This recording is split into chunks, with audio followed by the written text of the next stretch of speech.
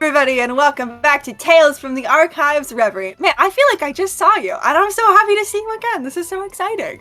Let's get started the way we always do with some introductions. Hi, hello, how are you? My name is James. I'm your game master and archivist for Reverie. You can find me some places online at Nice One James, other places at TTRP Gay. It's a little plot hook from me to you. You're welcome. You can also find me slamming my fists on the outside of every Jack in the Box in the United States because they discontinued the mini pancakes. And that just feels specifically transphobic to me. And in Hispanic Heritage Month, actually, let's unpack that later. Very rude.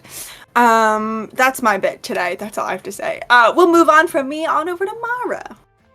Hey everyone, my name is Mara. I'm playing your in-game archivist today. You can find me on the internet at Lore Dropout or College of Lore Dropout. I will be in one of those two places. You can also find me specifically at the one store that sells whiteboard markers and whiteboard markers only, because I need more of them for my conspiracy board. And I love you and miss you, and I hope you're having a great day. Mwah! Oh my god, I am having a great day. Thank you so much, Mara. We'll move on over to Diana. Hi, I'm Diana. You can find me most places online at Sapphic Stragona or just Sapphic Straga. You can also find my writing in the upcoming, eventually, tabletop baking adventure Story Bake, Peep Jousting. It'll be back in season by the time it comes out, so check it out. You can also find me encouraging you to go fall in love with a book at your local library this season. Go check it out. They're all free, and they got movies, too. Oh my god. I have to leave, actually. I have to go to the library. Sorry, everyone. Honestly, yeah. Yeah, fuck it. It's archives. I feel like I have to. We'll move on over from there to Jess. Hi everybody, I'm Jess. I use she, their pronouns. You can find me on the internet at Seriously. You can also find me crumbling into dust when my good friend Dinah sends me a Snapchat going, why do I have to put in a second DVD to watch the second half of this movie? Why'd you tell them that, Jess? That was between us. Because you said the movie thing and it reminded me of it. Anyway. Gen Z is, huh?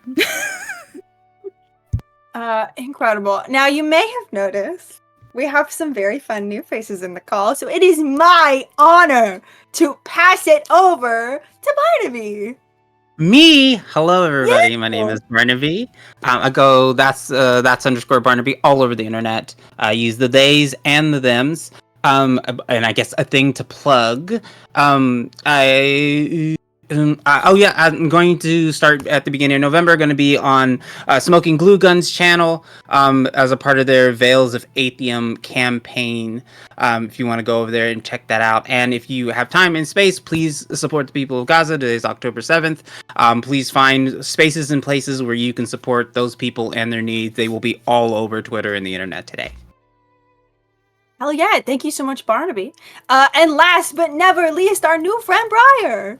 Hi, I'm Briar. Use they, them pronouns. You can find me at @BinaBees_ everywhere on the internet.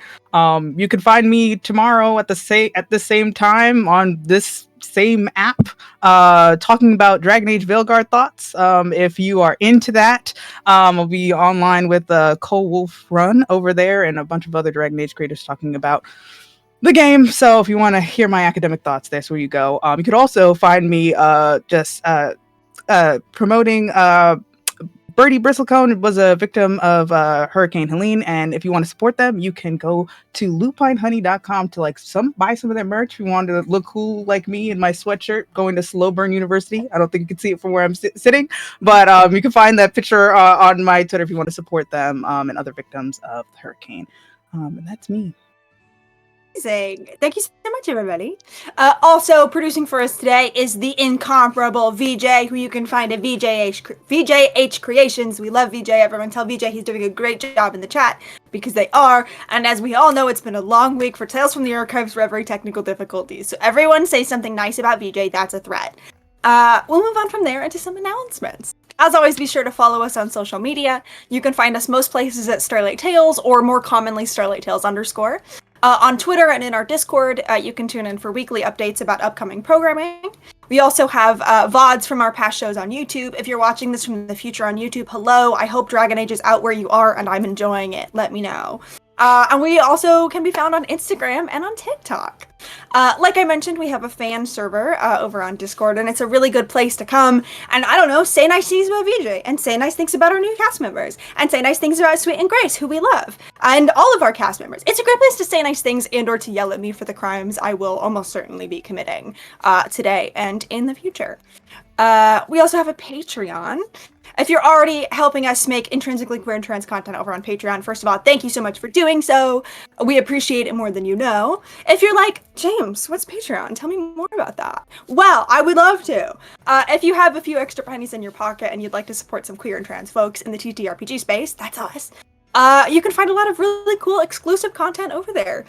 We just did a little Halloween all villains battle royale DM'd by our very own VJ over there. We do exclusive live streams. You get playlists and pieces of writing and sneak peeks at art. If you were on Patreon, you would have gotten to see our brand new characters here for Reverie, their art a little bit early. It's a great place to be if you want to support us and help us be gay. If you already are, again, thank you for helping me be gay specifically. Also, if you're in the market for dice or tabletop accessories, be sure to check out our good friends over at Die Hard Dice. They make very beautiful things, and you will cry because you want to buy them all. Not speaking from personal experience. But if you find something you like, which you absolutely will, be sure to use code Starlight10 at checkout for 10% off your order. Also, last two announcements here. First of all, Krillin is back, just in time for the Halloween season.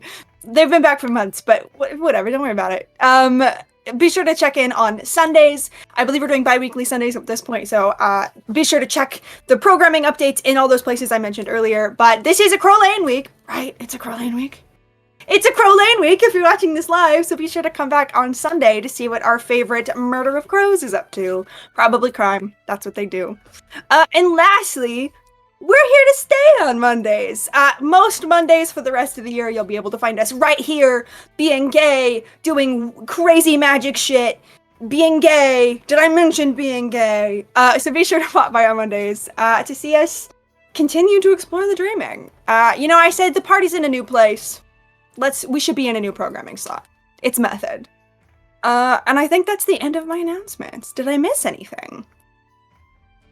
We have cool merch that you can get, and there's new merch out if you haven't looked at it yet. And this Thank is you so much. the coziest sweatshirt ever.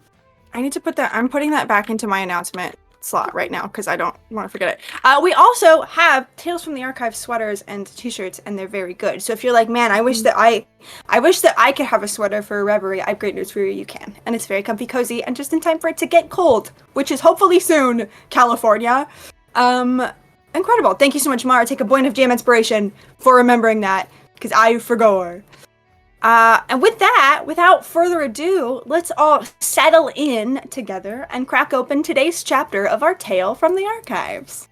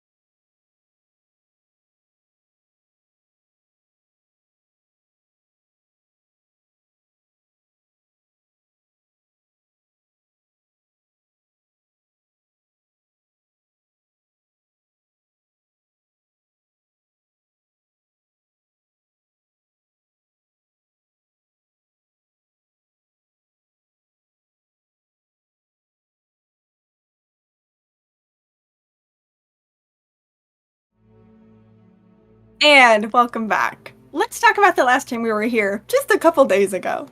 Last time on Reverie, our party stepped into the dreaming for the first time and found themselves divided. Alia and Tavia explored an upside-down forest of wandering trees, while Elise and Lark found themselves in a grove made entirely of stained glass, the fractals of which contained whispers of past heartache. Despite their diverged paths, both groups found themselves face to face with a mysterious fae who introduced himself as Thorn, around whom the fabric of the dreaming seemed to revolve. Thorn seemed all too eager to play host, guide, and welcome party for our newcomers, who each began to suspect that there was more to them than met the eye. Both Lark and Alia, however, spotted something familiar just under the surface. Namely, the features of the royal oaks, suggesting that Thorn may be tied to Lark by something stronger than circumstance. Each group bonded with Thorn in their own ways, from learning more about the captured memories he carries in enchanted spheres at his belt, to being taught some of the more hidden rules of those who live within the dreaming. During their conversations with Thorn, our party also learned that each group was scattered throughout time, and Luca had arrived hours before. More concerningly, however, they learned that there had been no sign of Camille. And more concerningly, Thorn seemed adamant that no one else had or would come through the dreaming gate. We pick up where we left off, as Thorn leads Elise and Lark back to the first half of our party and finds Tavia, rapier and dagger bared, lunging violently towards Alia. Alia, we left off in this moment as you managed to hit Tavia, and Tavia bared for the next attack, and you watch as he roars through the air with, like, rapier and dagger bared, and the rapier, like, scrapes against your armor and makes this sound that's so distracting for a moment that you have that confidence, like, ha, fucking missed again, and that's when you feel the press of a dagger in the soft, empty spot where your armor gaps. Oof. And it is this scene that Elise, Lark, and Thorn stumble onto, as Thorn, from somewhere in the back of your mind, Alia, you hear that familiar voice go, oh. Unexpected. I have such an important question. Is Lark Yeah, still yeah. a tree man? Yeah. You hear Your like husband isn't it. the groaning and creaking of tree bark and like the howl of like wind kind of like blowing through oak leaves, but the wind is just Lark going, stop! And he reaches down with these like two big tree hands and scoops both of you up and just holds you up in like two big branchy palms and just like stares at you with this like tree face going, enough! What is happening here? I think as you scoop Tavia up, they just fully scream because his back is to you. And also, I don't think they have ever seen you as a big tree. And I think Tavia, like, I don't know if Alia has. no, that's real. Seen this before. Yeah. And as Listen, Tavia I kind of know last night was very confusing and very troublesome, and we both had talks about it, and it was just a miscommunication, but really, we don't have to kill each other over it. Is this gonna happen to all of us if we stay here? I don't want to be a big tree. Oh. My love, you grew a bit. I don't know if you're aware. Yes, I did know. I did that. Okay. On purpose? Yes, obviously. Okay. Okay. Sorry. Yeah. Why are you fighting? Could you put me down, please? We're sparring, Lark. Yeah. It's cool. Fighting for fun. Practicing, you know. There's this like dead like silence, and all you hear is this like mournful kind of like creaking groan, which is probably like Lark's internal thoughts just kind of like reverberating through the bark they are made out of. It just, if a tree could go womp womp, that's kind of I think that's what happens, and I think he just very slowly puts you down. Elise, beside you beside you while you are on Plum, not beside you on Plum. Thorn kind of like folds his arms and leans over to you and goes, is there something happening there? I feel like there's an energy there. They're all so young, I don't know anymore. Kind of like looks up at you with like a new expression, just, I relate to you more than I thought I would. Elise just looks tired. It'll slide off Plum. Yeah.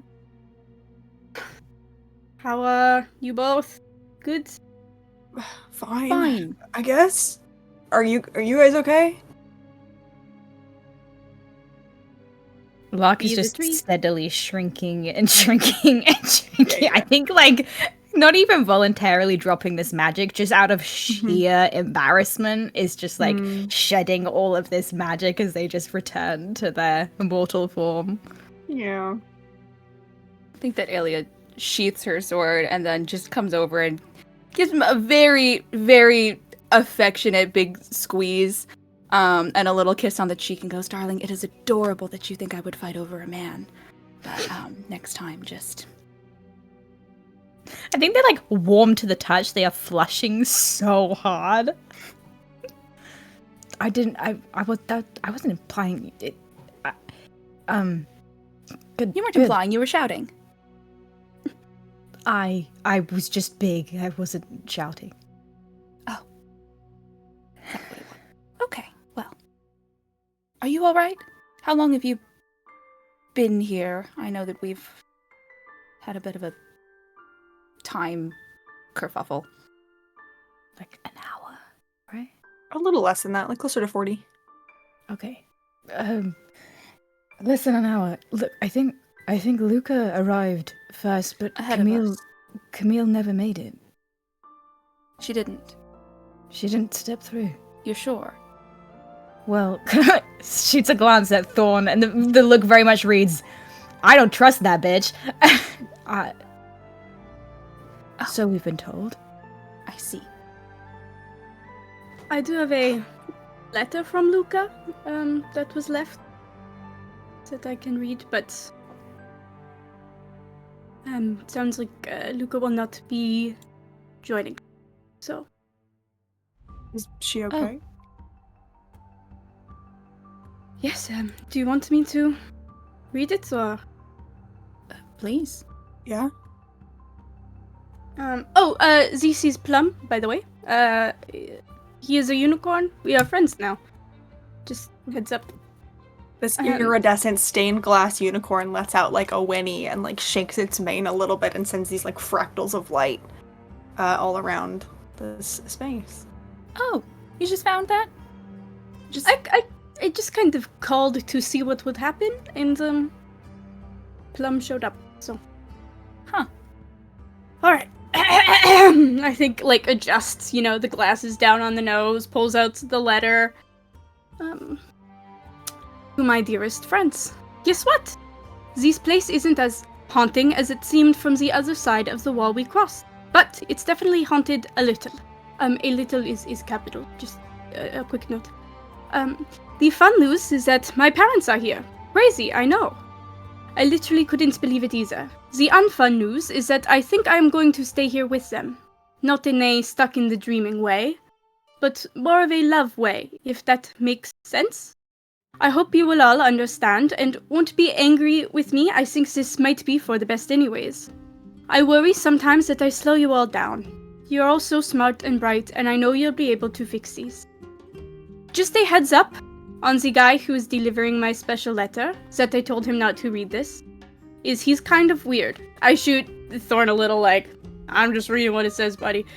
It gives you like a very like, I literally couldn't care less kind of shrug.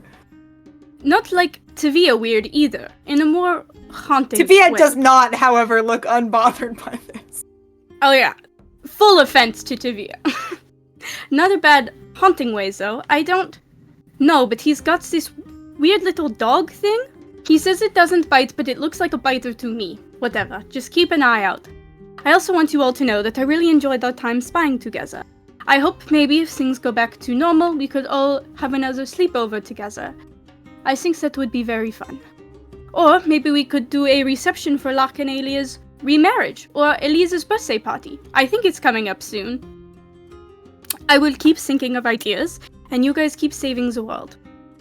On the off chance that I do get stuck here for eternity, know that we will always be BFFs. Elise and Locke, that stands for best friends forever, which I do appreciate because I do not know. But please fix everything, because if I'm left here forever, I think my sisters will literally go insane. And Tavia too, obviously. I love you guys. I leave you guys with this. Don't get eaten by anything out there. Pretty please. I love you. Forever and ever. Luca Lefebvre. And as you finished unfolding the letter, what fell out was this sort of like perfectly preserved series of flower petals that all of you would recognize as the druid pendant, formerly belonging to Sylvie LaFay, Luca's mother, that was gifted to Luca by Venus Spingrass not too long ago.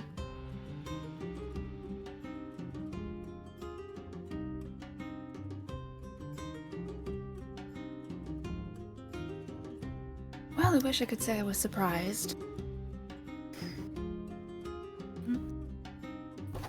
At the risk of sounding insensitive, I'm not getting that jacket back ever, am I? No. Okay, that's okay. And that had absolutely nothing to do with this decision. She put it on, Yeah. and so it's hers. Yeah. I know. Yeah, that's fair. Yeah, you lost that weeks ago. I should have known. It's fine. I'll get another one. May I? Kind of holds the hand out for the pendant. Hands it over. I don't suppose any of you can use this. Refresh my memory what it does? I doubt I can, but... It's... I'm gonna look at it. You got it. It casts a number of spells. It's allows you to see images of the recent past. I do think it's just a druid thing, so unless any of you are secret druids that I don't know about. Oh, you found me out. Been really subtle about it. I ignore him. I for once have no secrets left to share with you all, so... Nothing.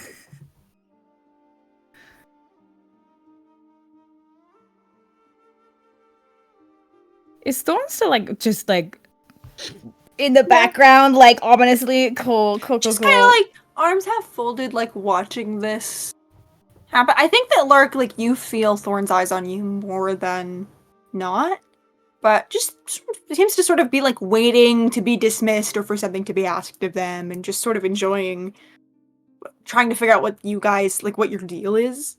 I think I feel that gaze on like the back of my neck, and I kind of like turn and I like, in a very uncharacteristically like Lark move, I think makes direct eye contact with them with a little bit of a challenge in it of like, I could tell you're watching me, bro. I think meets it very like steadily, and I think a lot about Thorn is very like, whatever, I'm just an arch. But like there is something kind of similar to the way that you looked at him not long ago. There is something underneath that sort of like whatever expression that tells you that like they are looking at you, looking for something very similarly. But as you sort of hold their gaze, he just sort of, well, that was touching. Can I be of any further service to all of you, or? Not at this moment. Right. And I don't suppose I can sway you off this path to the very, very boring druids.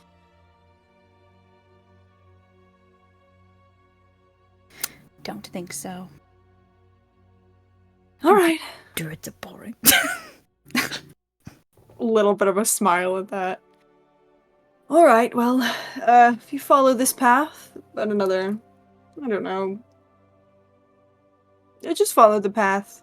You'll find yonder, and should you ever need me, just ask very nicely, and I'll come back. Yeah, is that a promise? Kind of squints at you a little bit, and just, no. But it's not a lie, either.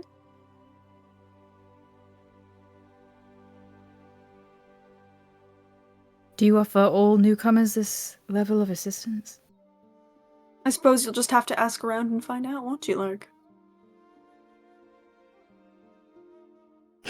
Get my name out of your mouth. Well, I can certainly say you all have been the most interesting newcomers we've had in at least 700 years or so. Till I see you again, I suppose. And just sort of gives like a low whistle, and you see who I think at this point, if I remember correctly, was a little ferret, who I like to imagine was sort of like stretched out on Thorn's shoulder, kind of just like sniffing at the unicorn at Plum, gives a little bit of a low whistle, and you see O kind of like do a little jump off his shoulder on that magic ripple, and again it sort of like reforms and takes shape as this like kind of purple tinted hawk, and just sort of stays in the air circling Thorn. And Thorn gives you all a little bit of a half wave and begins to just sort of like very slowly and casually meander into the forest off the path in no particular direction. And Tavia, under his breath, goes, "That guy's so weird. I hate that guy." For once we are in agreement. Yeah, Oh my god, really? don't push it. Okay, sorry. So path to that way? Yonder? Drew. I I'm gonna... suppose. Okay. Cool. Well, I guess I can take lead if no one else wants to do that. Good last time. And I think that she kind of like squares up with Tavia and holds her hand out for a handshake. We'll call it a draw for now. How should I first? Kind of like squints competitively at you in that very like sibling kind of way, despite the fact that you so clearly won and everybody knows it. And I think just like very slowly kind of like takes your hand and shakes it once firmly and just, if it'll Can spare I your ego. Make a grapple check to try to flip him on his back on the floor. Yeah, hit Get him him. with it. Hit him Nice. with it. Okay, cool. That's so fucking funny. What is that? Athletics? Yeah, it's athletics. Yeah, Let's fucking go. Athletics check. I think. Cool. Oh, this is Thorn's sheet. That's Tavia's sheet. I was like, what do you mean he's proficiency in athletics? Oh my god, Tavia also has proficiency in athletics. That's crazy. Oh damn. Well, I rolled Does kind of that bad, get so I might not rolled? succeed at this. I got a 19. I got a. Jesus Christ, Tavia died. You're a pirate king. I got an 11. What is wrong with him? Tavia's back slams onto the ground with a very like a painful wheeze, and then just kind of like squeezes your hand and goes, "Good one." Thank you. And I will use that grip to pull him back up. You get kind of an old man groan when he makes it to his feet, but just sort of like, and rights himself a little and just, okay, druids, yonder. Now Do you I'm need a done. ride on Plum? Are you winded? Do you need a... No, I'm perfectly fine, thank you. I'm a pirate king. I can take more than one blow. Fuck me. I just starts like half What gives Alia? stumbling. What are you doing? Kind of like look. I'm having fun. But you got to have fun with him. I get to have fun with him now. This is my idea of fun. I've had no fun. Starts walking. I think trips as they like to about time. Yeah.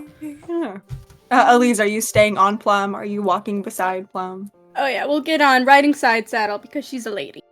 Incredible. but- Absolutely. And you all can set off down the path.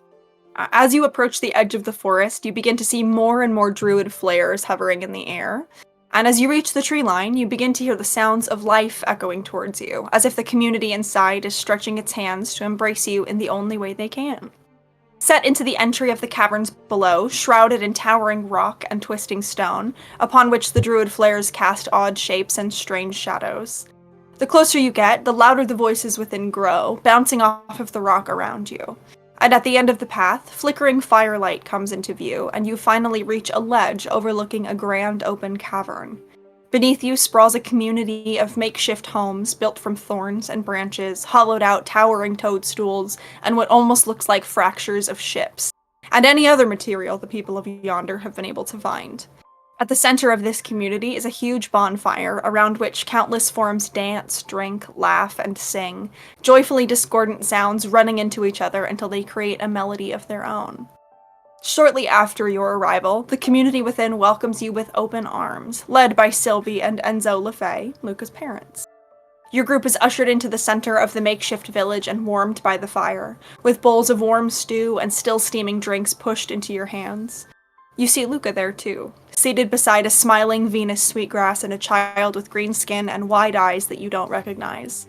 From across the fire, each of you notes that Luca looks far more at home than you think you've ever seen her. Once you've been fed and properly welcomed, you get some answers, too. You learn of Luca's arrival to Yonder, guided safely by Thorn, just as he'd said. You also learn of Venus's arrival and their similar encounter with Thorn. Throughout both of these conversations, you realize that the disdain Thorn shows towards the druid is matched similarly on their side, but instead of disdain, you find a deep distrust. You all talk of Yonder's long history and the way the Lavender Druids have turned a collection of survivors into a thriving community determined to find their way home. And finally, when Tavia finally pulls their eyes from the crowd he's been searching since you all arrived and works up the courage to ask, you learn that Bella Bones is not amongst the group, having left only a few days prior with Astra towards the ruins of Reverie. As the hour grows late, you're each invited to settle in as best you can, and directed towards a small home made entirely of dark, twisting branches and salvaged, water-stained wood.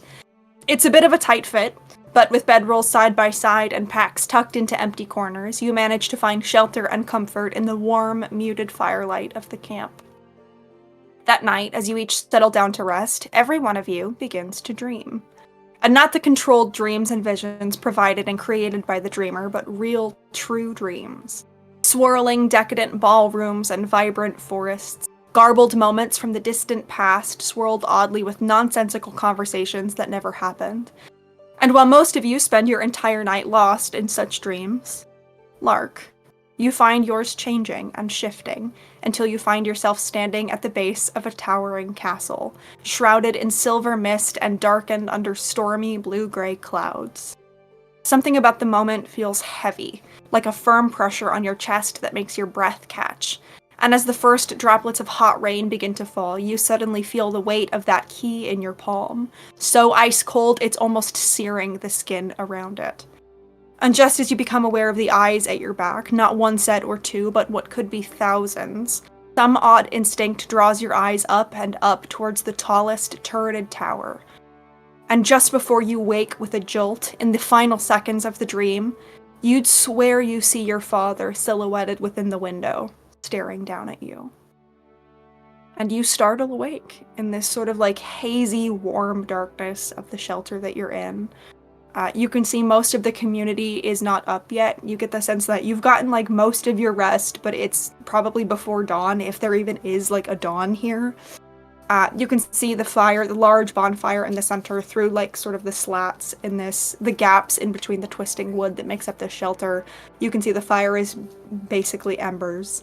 And silhouetted in the doorway, you see a very familiar silhouette of Tavia, just kind of sitting there, shoulders tense, looking down at something in their lap. Everyone else seems to be asleep. I think like Locke jerks upright with like a gasp and he's like drenched in sweat. Yeah. Like having very rare, I think has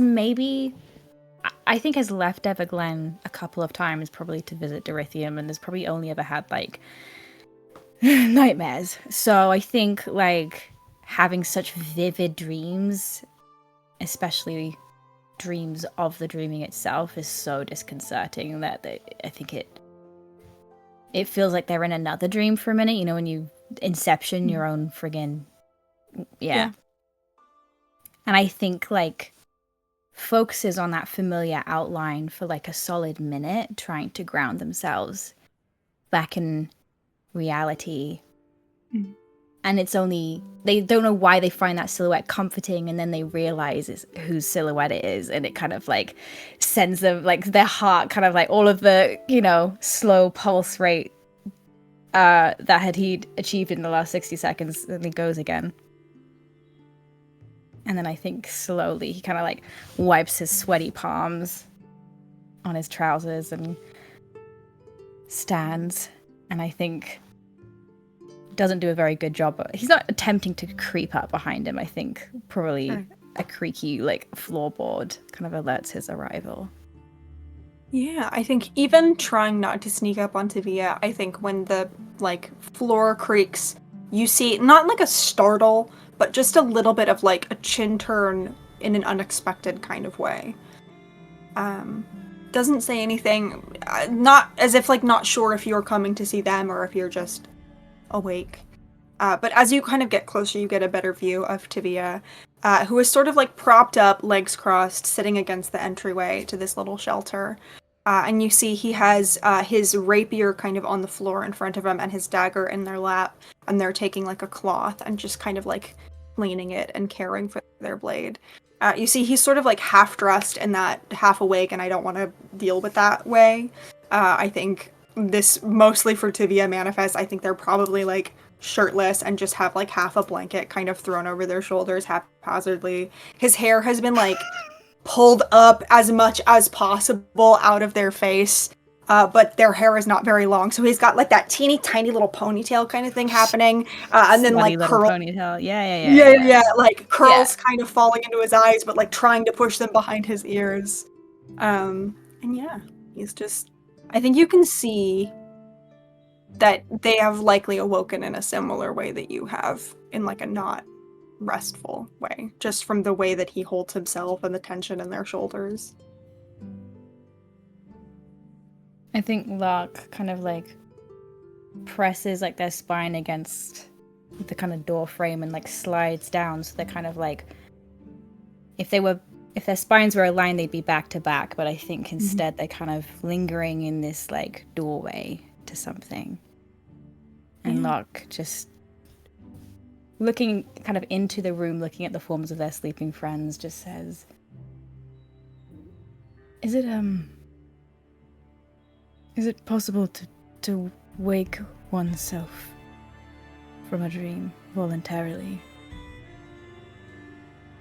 I think Tivia kind of like, this is not what they were expecting necessarily, and so I think kind of like blinks for a minute, and then those like blue eyes kind of flick up towards you through their brows and just,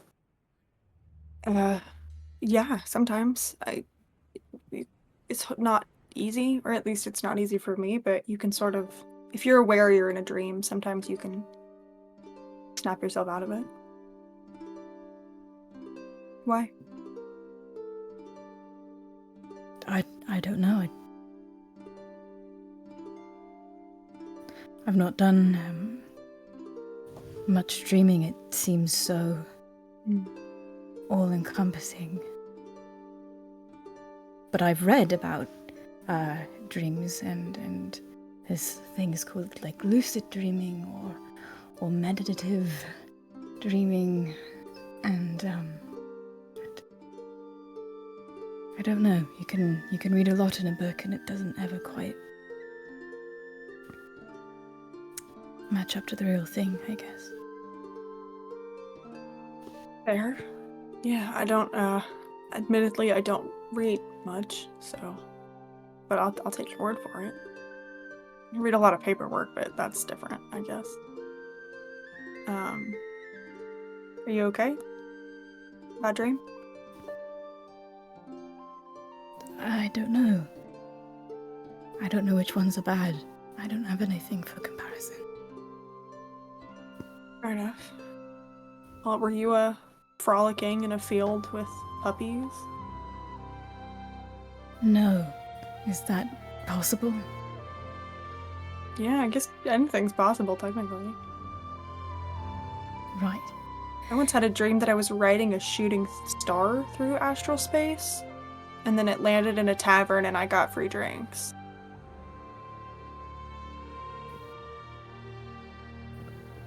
No, I dreamt of...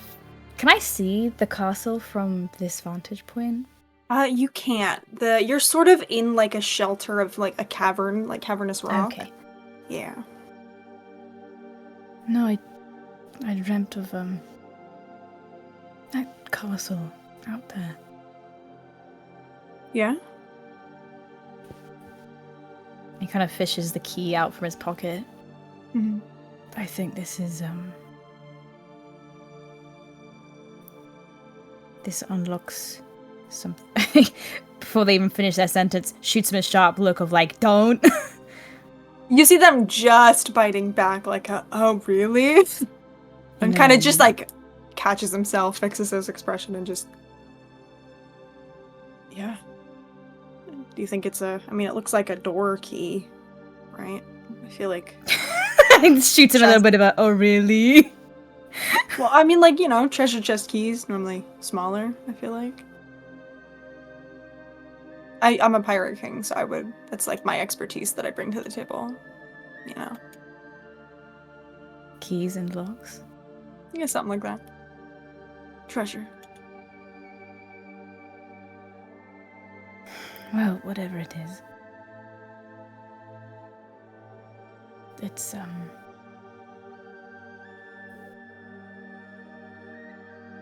significant enough for my father to have left it to me. And also for me to have never heard of it before. Yeah. But I think it means something that he's trusting you with it now, you know? I don't know if he had many options. He could have given it to me.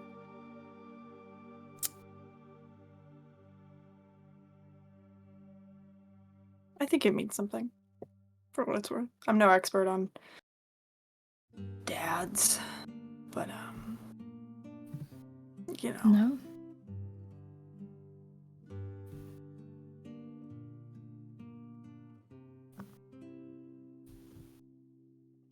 Isabella, you think she's that too?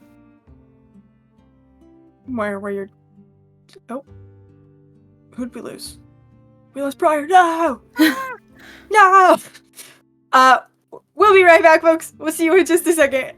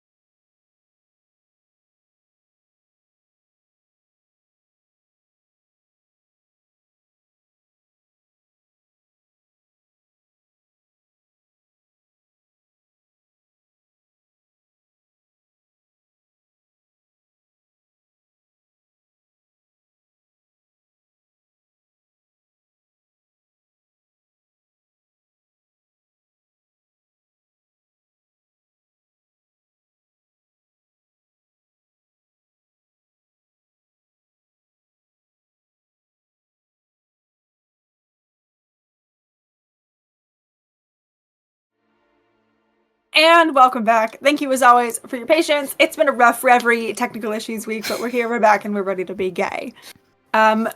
Jess, you were saying something about Bella. Yeah, I think Locke's, without even an inside check, very clearly like dancing around the elephant in the room. So I think this next topic is kind of his approach to kind of like emotionally and empathetically like reach out a hand, but also like reach out a hand underneath the elephant, if you get my gist. Yeah. Just kind of, so Isabella, you think she's out there at the castle? I think Tavia drops their gaze from yours, not in like an uncomfortable way, but just in like, you get the sense this is what he's been sitting here thinking about for probably a while. Yeah. And he kind of goes back to just like smoothing that cloth over the blade of his dagger and just, I mean, you know, the druids, Luca's mom seemed pretty sure that's the direction they went, so. Yeah, I hope so. It is kind of starting to feel like I've dragged you all on a wild goose chase, though, to be honest. It's like everywhere I go, she was just there 5 minutes ago, you know? I don't know. Maybe. Hopefully. Otherwise, I'm gonna feel really bad that I broke in your window and dragged you on this adventure. Well, one, no one's thinking you ever felt bad for breaking into my window, and two, you're not dragging anyone. We've all come quite willingly for a multitude of reasons. Yeah, I don't know. I guess I feel like this is the thing that started it, you know? And if she's not here, like, it's not like, what's the point? Because obviously, you know, there's important things happening for everyone here, too. And, you know, you have your key and we gotta fix time and the whole world and stuff like that. But I don't know, She's why you're here. Yeah. And that matters. Yeah. I don't know. You know, it's been a year and a half of looking for them at this point. I'm getting tired of going places where I'm sure she is and then not finding her there, I guess. Well, it could be worse. We could have shown up here and she's not even here at all. Yeah. Yeah, fair. Although ominous castles that people are having dreams about and stuff, it doesn't exactly inspire confidence that we'll just walk up and she'll be, I don't know, baking a pie. Never said my dream was ominous. It was quite the party. Was it? Was I there? Well, of course. Yeah. You see them like bite back like kind of a flirty comment about you dreaming about them and then like choose to swallow it instead and just well I mean I didn't bring my party outfit here. I didn't think that it would be going to like a rager in the castle or something, so we're gonna have to look around. Looks down at like automatically looks down, I think, in his head picturing the like extravagant pirate outfit that he's always dressed in. Yeah. Remembers that he's shirtless and quickly gets away again.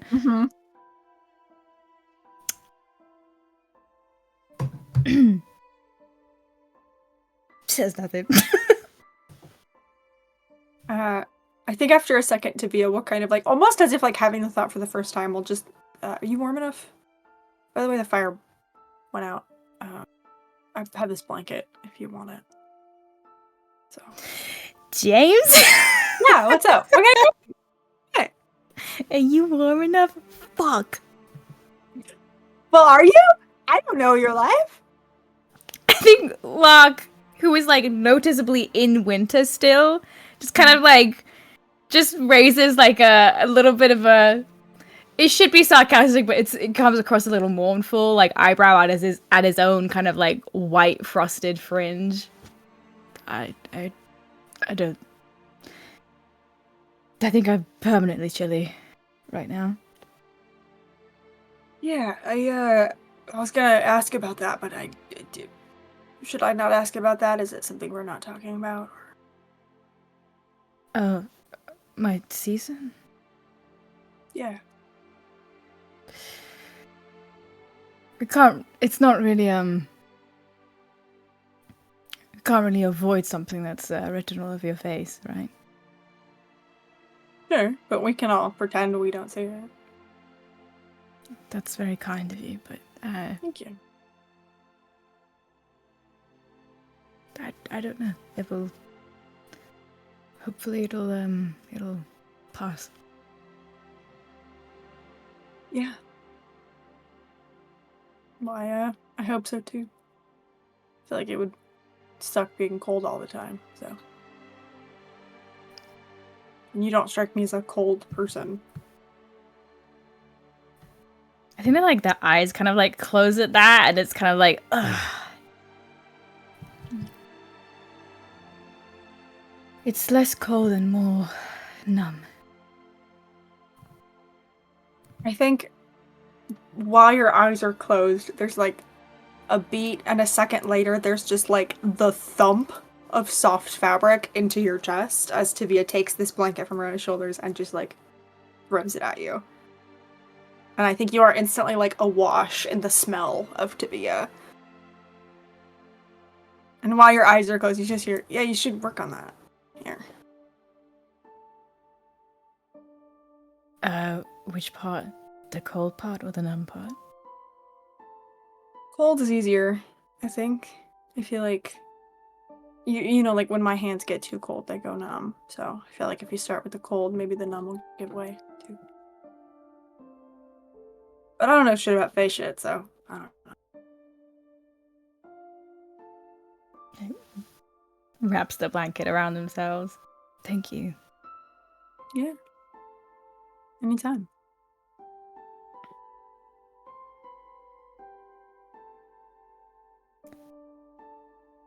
I'm sorry about last night. Kind of like you see, like the cloth like stops mid blade. You don't have to. I'm sorry. I should be the one apologizing. You don't have to apologize for anything. Oh. It was just handled incorrectly. It's Well, we were both pretty far past sober. So. right. You don't have to apologize, Lark. You're fine. It was impolite. So You don't have to worry about being polite to me, Lark. I'm not visiting your house. no, clearly you're not one for knocking. Well, no. I mean, boring. But no, I'm sorry if I made you uncomfortable. I don't want you to be uncomfortable around me, so. I'm not. I'm uncomfortable around myself. Well, you're in your own company more often than anyone else's, so you should probably work on that too. Thank you. I'll add it to the list. You're welcome. Yeah. Anything else Very I should wise. work on, in your opinion? I'll keep you updated. I'll keep you in the know. Yeah. Great. Maybe having some good dreams, so you do have a frame of reference. I thought you couldn't control those. Sometimes if you, like, when you're going to sleep, if you just sort of go, like, puppies, like, you can sort of, like... It doesn't always work. You can try. Or, ooh, while you're sleeping, if you want, I can just sort of hover over you and just whisper, like, good things, and just be like, birthday parties, present, I don't know, what, trees. You like trees. Uh-huh. See if it sort of seeps in, like, subconsciously, you know? I think it blinks very hard at that mental image. Mm-hmm. That's one way. I think I'll try myself first. Yeah. Let me know. Yeah. But no, you don't have to. Please don't think you have to apologize. You don't have to apologize. It's okay.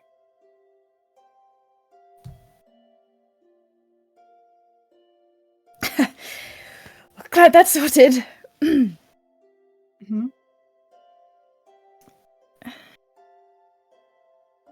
I think it's like looking at you in the way that like they're trying to find something and your expression for a second, and then just kind of blinks and yeah, because I was getting awkward. So good thing we handled that. Yes. Very adult of us. Very, very mature, I think. Sort of get it out in the open. Anything else we want to get out in the open while we're thinking of it? I think like opens their mouth to like retort, and it just gets like absolutely lodged in their throat, and they just like visibly like gulp. Yeah. Probably not.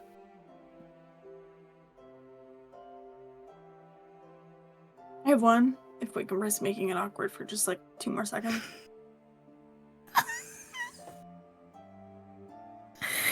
I think their eyes are just kind of like raised to the sky. Yeah. I think kind of similarly to his eyes like return to that blade. Even though like it is so like it's polished at this point, but I think it's almost like sort of this like self-soothing action at this point to just continue like kind of gliding it along this dagger and just to make sure that we're on the same page, because your wife really gave me a pep talk a couple hours ago. Last night. No. Is it because you're not interested? Which is it's fine. It's fine if you're not. I don't want to make you uncomfortable. Is it that, or was it the circumstances, or just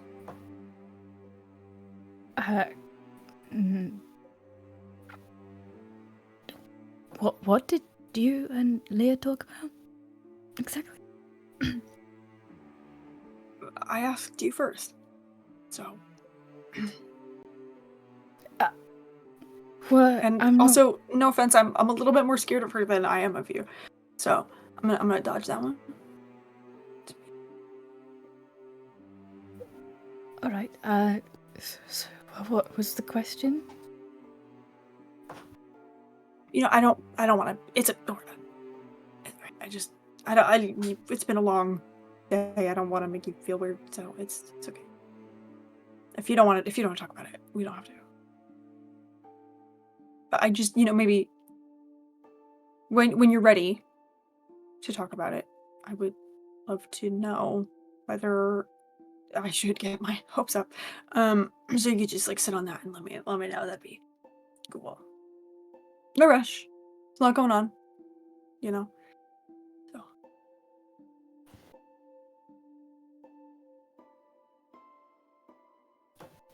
Thank you for the blanket. Yeah. Anytime. Are you gonna try to get more sleep? Yeah. Yeah. I'll be here if you need anything. So. Okay. Good. Good night. Kind of squint up at the sky. Morning. Good night. Whatever. Doesn't matter. I'm fucking out of there. Yeah. I think Tavia sits out there for probably. I don't think Tavia comes back. Inside. I don't think Locke goes to sleep. Yeah, real. Fair enough. Yeah. Fair enough. And yeah, I think Tavia stops cleaning their dagger, but I think just kind of sits out there for the rest of the evening. And everyone gets a long rest. And slowly but surely, evening gives way to something like morning, or the Dreaming's version of it.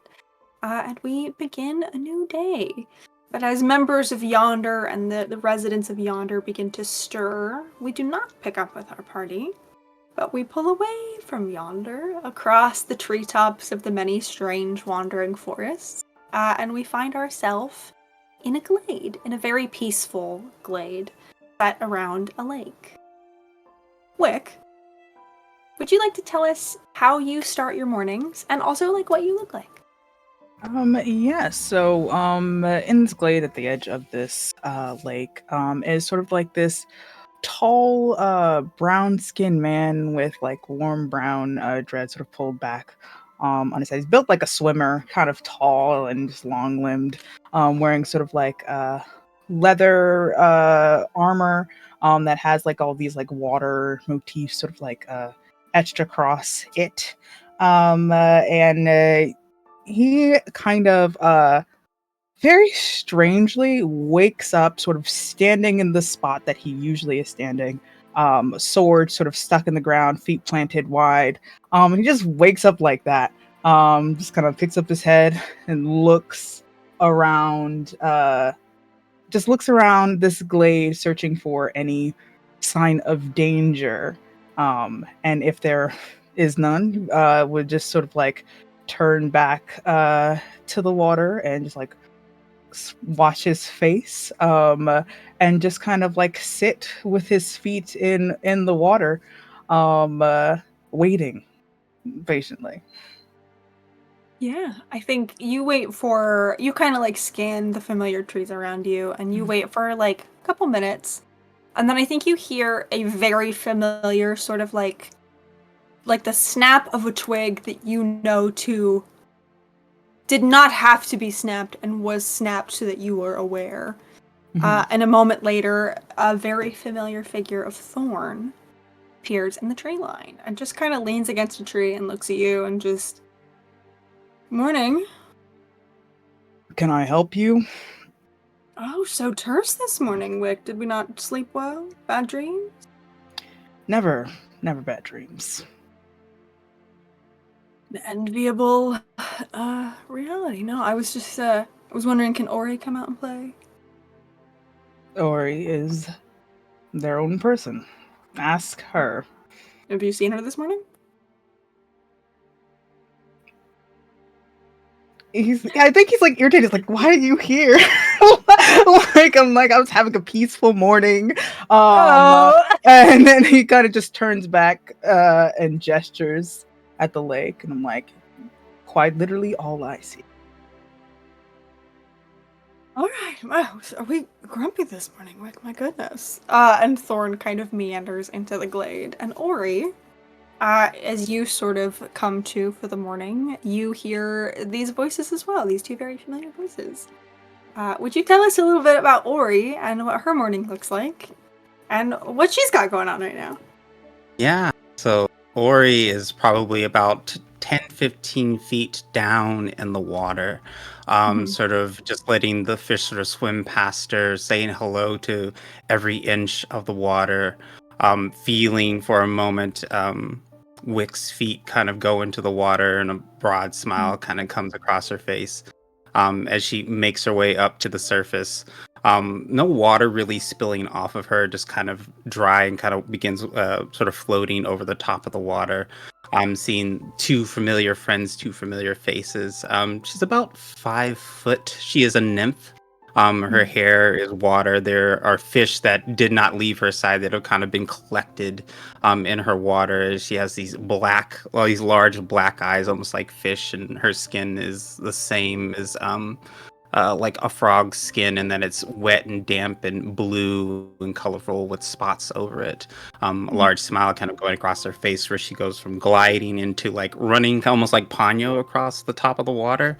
As she makes her way over to Wick, where she kind of gently kind of like leaps on his back, kind of wraps her arms around him and looks over at Thorn. Hello, Your Majesty. How are you doing today? Hello, Wick. Good morning. See, that's the sort of greeting I expect from a very good, very old friend. So cheerful. It's the complete change of demeanor, and just when Ori jumps on his back and like, good morning, my lady. We have company. Good morning, my darling. I see. The prince. A pleasure, my sir. How are you today? How can we be of service? How can we help? Perhaps I just wanted to come by and talk to two friends. Perhaps. Doubtful. Wick, you wound me. It kind of gives you this very, like, catty, very gay little, what the fuck, up and down. But it's very clear to both of you that, like, Thorn has come here for a reason. Like, it's so clear there's a reason they're here. And I think Thorn kind of just, like, tucks their hands kind of behind their back and begins to just sort of, like, meander around this glade a little bit and just... I was just wondering if either of you had heard that we have newcomers. Very interesting newcomers. I have noticed new dreams that have appeared.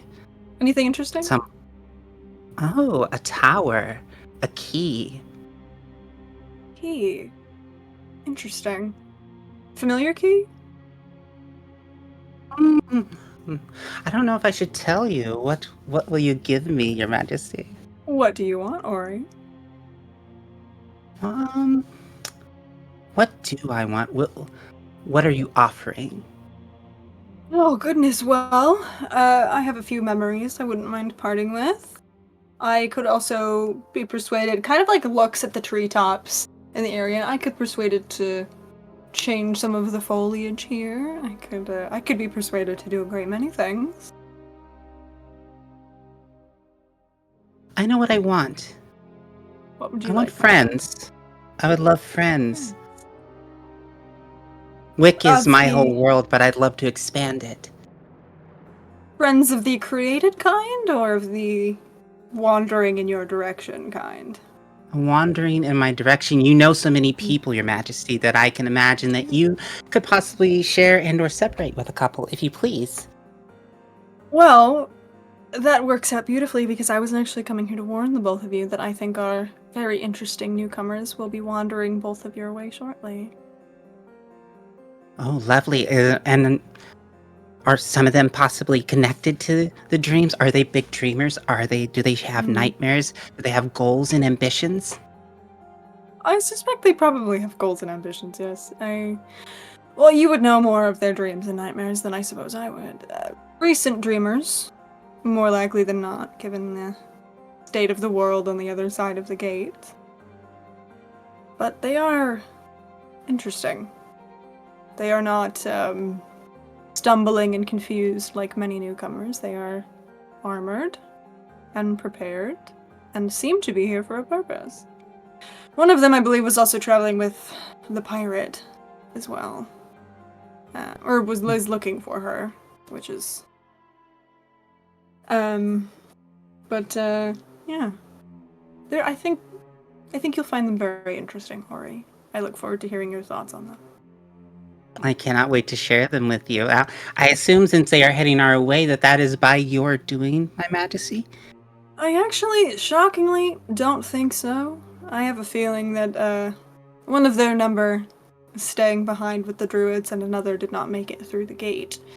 So I'm assuming that the druids will be sending them in the direction of allies, and they don't seem the type to travel with the rangers' whims.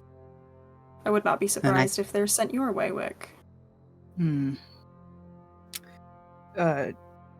Care to elaborate what you meant by the other side of the gate? Why would people purposely come here? An excellent question. I don't know. I mean, they seem somehow tied to the royal goings-on. Probably that Astra's doing. But, they seem to be searching for something, is the impression I got. I'm not sure what. They don't seem to trust me, which is understandable, but, My lord is quite trustworthy. Thank you, Ori. You are very welcome. And aren't you excited, Wick? New people, new experiences, something new for us to engage with. And Thorn brought them to us. Yes, new people, delightful. Yes, and Thorn brought them to us even more delightful. Why are you helping them? The newcomers? Yes. Very helpful to newcomers. I'll have you know. You may remember. From, I do remember. years ago. Well, thank you for I... bringing these people to Ori. I appreciate that. Of course. It's my pleasure. Truly, though, I feel like you may be giving me more credit than I am due in that respect. I do think the druids will be directing them your way, though I will, of course, be lingering in the shadows to ensure they don't go wandering off any cliffs or through the gaps in the wandering woodlands, but, newcomers, you know. But, I have a feeling that our paths, mine and the newcomers, would become one whether I liked it or not. And things are so mundane here, I admit. I am just eager for something new. They are something new. We love new things. Are you not here for your usual visit? I do not think it is that time of year yet. No. It's not approaching. But no. I suppose I just wanted to give the two of you a word of warning that they're heading your way. Not to be concerned, just to be prepared. Should you wish to be. I have no worries, for I am well protected. And she kind of looks over and smiles at Wick. Gives Wick like a very kind of like gracious, like half bow incline of the head, and just that you are. He's trying not to be like, all right. I won't act all proud about that because you ruined my morning, but thanks. It's the kind of vibe that he's giving off. Yeah. I think Thorn clocks it. I feel like Thorn is kind of like used to this energy. You see like one corner of their mouth kind of like upticks just a little bit. Mm. Well, it was the beginning of your day and it will soon be interrupted again, so I will take my leave of you. And then turns to you, Ori. If I might borrow that dream, if you don't mind. Of course, my lord. She turns around and her eyes sort of roll in the back of her head as it sort of turns into a funnel, and it looks like a bunch of fireflies coming up out of the water as a flame kind of forms around it, like a will-o-wisp, and comes into her hand. Be gentle, be careful with this. It's a brand new dream. Of course. Though familiar. Kind of like extends these sort of like spidery hands in the direction of this dream. Of course. And then we'll sort of like, I think you see like one of these little, Thorn has, I guess, you know, you guys haven't met Thorn in real life, so let me give a quick little Thorn description here. Thorn is this sort of like very tall, like angular figure. You see he's wearing this like dark green kind of like almost like poncho-like cloak. He's got, I think right now the hair, you've seen more common than not, Thorn has this sort of like golden hair that tumbles out. But I think today it is this sort of like deep russet, like fall colored red that has been pulled back in this careful French braid. You see, I'm so sorry, I'm trying to there he is. Nope, wrong man description. Where is he? Sorry, please, there he is. He's got sort of this like kind of like lithe figure. Again, very much similarly like soccer muscle kind of build. You also see this like long, sleek, like long bow and quiver at their back. Their cowl is down because they're not hiding from you. And you can also see, as Thorn always is, they're very well armed. They have a number of like daggers and short swords kind of tucked around. And at their belt, most significantly, and this is sort of like what he's plugging forward at this moment, are a bunch of these like little glass orbs that seem to have like fractures of like memories and dreams swirling in them. You both would know that Thorn collects these often from newcomers, usually in trade for some sort of help or assistance. And he sort of like plucks one that's empty and holds it out so that you can place this memory or this dream inside of it. She very gently whispers to it, "Be safe, you are in well hands," and will gently place this dream inside of there and kind of kiss the outside of the glass, floating back to sort of sit on Wick's shoulder. Yeah, it sort of like slips in as if it's made of sort of gravity-defying like water and liquid, and swirls and instantly like fills the entirety of this dome. And you both can see, just as Thorn can, these sort of like flashes of this dream that Lark had of the towering castle and the raindrops and the key in their hand as it swirls. And Thorn like stoppers it with a cork and examines it and goes, "Fascinating. Thank you, Ori. I am grateful, as always." And then just sort of like tucks it in their belt, kind of half behind another one out of sight. "That's the wishing lock I serve at your pleasure, sir." Well, I appreciate my two dear friends. Is there anything else I can do for either of you before I take my leave? "You can have a great day." I will do so only for you. And kind of gives both of you like a very like deep kind of like slightly like flamboyant kind of bow. And I think as he raises back up, sort of like twining around his index finger, you see like a flower begin to grow, and it's one of these like stained glass kind of white and silver lilies. And he extends it out to you, Ori, for your trouble. "Yes!" And she like takes it and holds it very dearly, places it in like a bubble of water and kind of lets it float into her hair where it kind of bobs over the top. And Yeah. And they straighten and just, well, be well. I'm sure I will see the both of you very soon. And with just like one more kind of incline of the head, meanders off into the tree line, into the forest. And the two of you are alone in your glade. For the moment. I feel like Wick would look up at Ori and be like, we're having guests? we are, my darling. Should we do something? Should I straighten myself out? Should you straighten yourself out? What do people wear? I think he's like, I don't know. I'm old as shit. I don't know what people wear. And he's like, why don't you look and see what people wear in their dreams? But what if what they wear in their dreams is different? I've never met another person. I've met you, and I've only interacted with people through their dreams and their nightmares, so I'm not 100% sure what we should wear. Should I wear a ball gown? And she, like, summons a ball gown. Is this appropriate? I would like to leave a good impression. I think he's tempted to say that it's appropriate because he wants to see in her ball gown, but he's like, I think that if they're coming, we might be doing a bit of traveling, so maybe a dress that is more mobile. Colleen, that's so exciting. Are we leaving the dreaming? I don't know if that's possible, Ori. I would love to see your world. The places that you talk about, the things that you've done. Yeah. Yeah, maybe. We'll see. Oh, Wick, it's so exciting. Isn't it so romantic? Me and you going on an adventure together, traveling with friends. We don't know if they're friends yet. We haven't met them.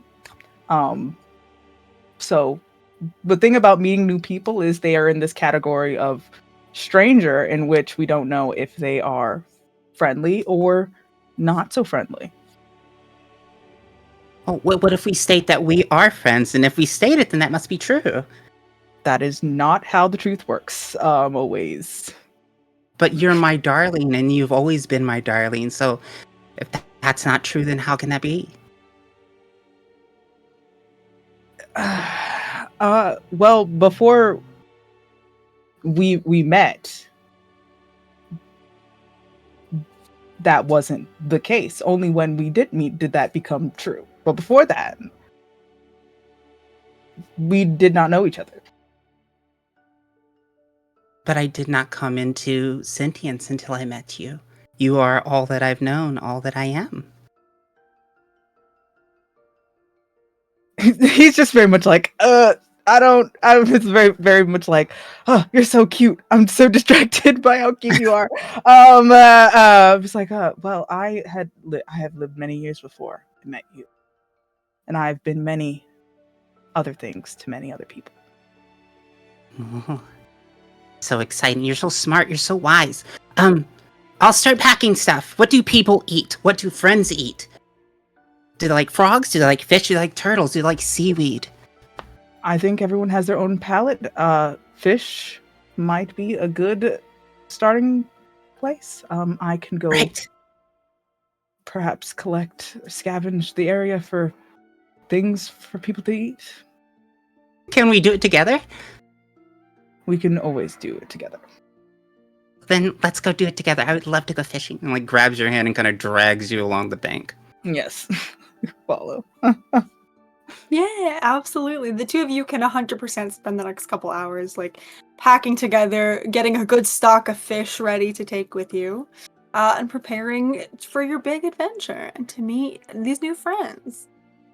We will, as you both begin to do that, pull back over to yonder, where the day is just beginning, and all of you who were not already awake are waking up to the sounds of a community waking up around you.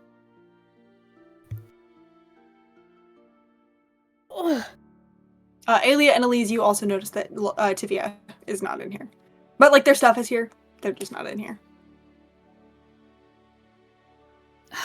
Where's Tides? We should probably get a move on quickly if we want to start. Lark is just packing a bag silently. Okay. I think Elise is gonna clock this and look at Alia and be like, "This is none of my business," and is just gonna like walk out to find something to eat. Like, have fun with this energy. Makes I think Alia's very confused by this, but I think starts like pulling her hair out of its braid because it's kind of become a rat's nest in the back a little bit, kind of shakes it out, and these like leaves come out with it. And I think that she's like really confused and is like looking up to see if like they've fallen in through like a hole in the roof or something in the night, and is just like kind of pulling them out, but the more that she does, the further they grow back, and it's just like, where the fuck are these coming from? Lark, would you mind helping me? I need to redo this for the day before we start. He still has his back to you, and he just continues packing his bag. Now she's worried. And I think we'll get up and go and put a hand on his shoulder from behind. Lark, Well, says what he's doing.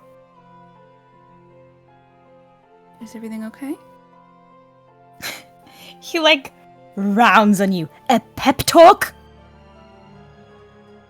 Oh my god, I'm gonna kill him. Does would- what's with the leaf situation?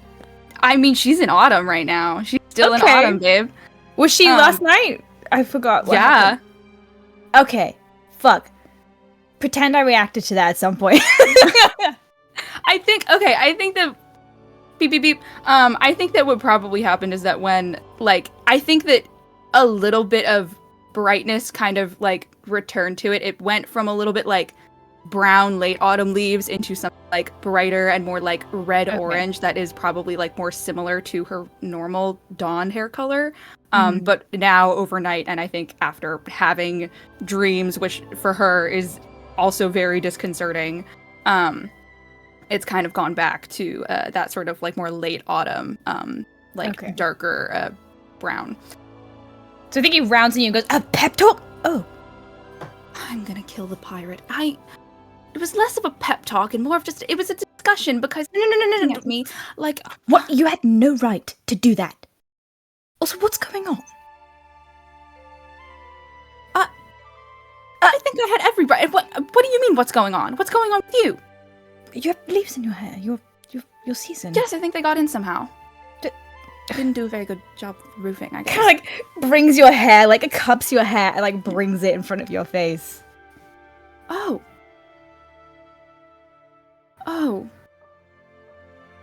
I think I know when this. There was just a moment when I was speaking with Thorn, and I put me on my back foot for a minute is all, and I... What did he say? Suddenly was very annoyed. Switching emotions like fucking like... Yeah, this is a lot. She's like, kind of doesn't know which part of this to address. He didn't say anything. I just... Did he do something? No, not at all. It's just the way that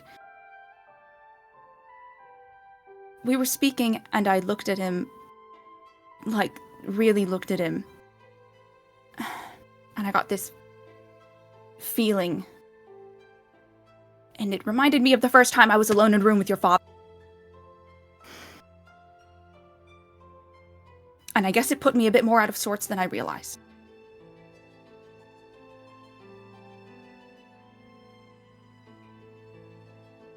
Are you alright? I'm fine. Good. Really, What are you thinking? To which part? We To- jumped all over the place. Well, whatever I said in the beginning. The reason I'm annoyed at you. Again, it was not a pep talk and more just me trying to reassure them that I wasn't going to Not kick what the I shit out of heard. them because they were looking at me like that. Because they knew that I knew. And I couldn't just not. I didn't want to, I don't know, leave them in torment wondering if I was going to kill them in the night. You did the thing, didn't you? What thing? Oh, when some poor animal or injured thing is in your company and you get all soft and sympathetic and you give them a pep talk, which is Okay, makes well, them feel stop saying 100 it like times that better because than I they were developed before. that habit because of you. Because I love you very much, and it hurts me to see you hurting, and then he was hurting. Well, and I love you felt too, very and bad. only you. So enough of that. Enough.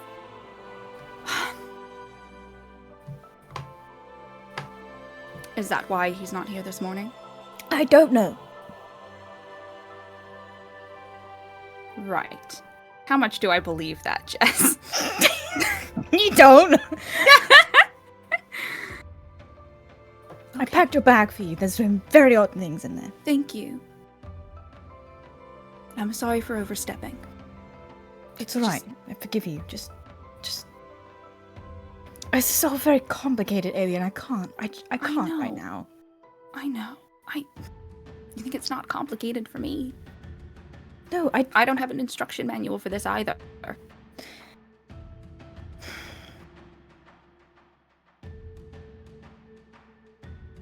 I'm sorry for snapping.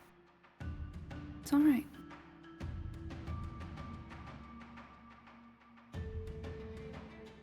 I had a dream last night. I think I did too. It was strange. Was it puppies in a field? Actually, yeah. Sure. I think it was her on a picnic date with Handsome, but there were 3 of him, and they were all wearing little bunny ears, and running around in circles. I think that's what I think. Well, yes, actually, it was. Oh, well. Strangely enough. Why? What about yours? Kind of like brings out this key again and just looks at it down in their palm. It was not a party. I see.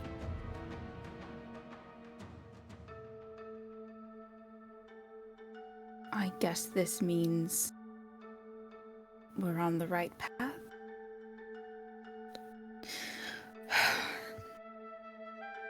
Well, I'm not going to assume anything like that, but...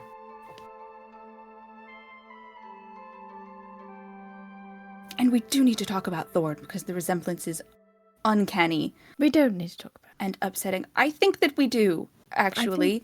I think we probably won't even run into him again, so it's really not that big a deal. Sure. I doubt that for a number of reasons.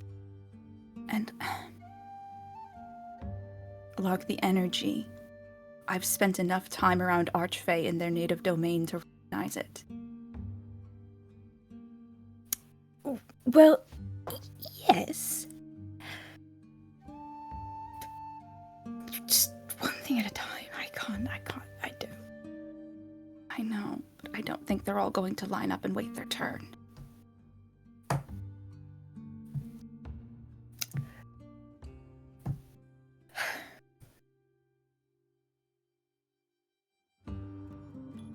Did Tivia really describe it as a pep talk? Because I feel like that is a gross misrepresentation of what that discussion actually He described it entailed. as a pep talk and then asked me if he should have any hope. So yes, Elia, I feel it was maybe a little peppish. I can't help it, I'm peppy. We'll never change that. Anyway, we should go find Elise. I love you and I'm sorry. That's alright. I love you too.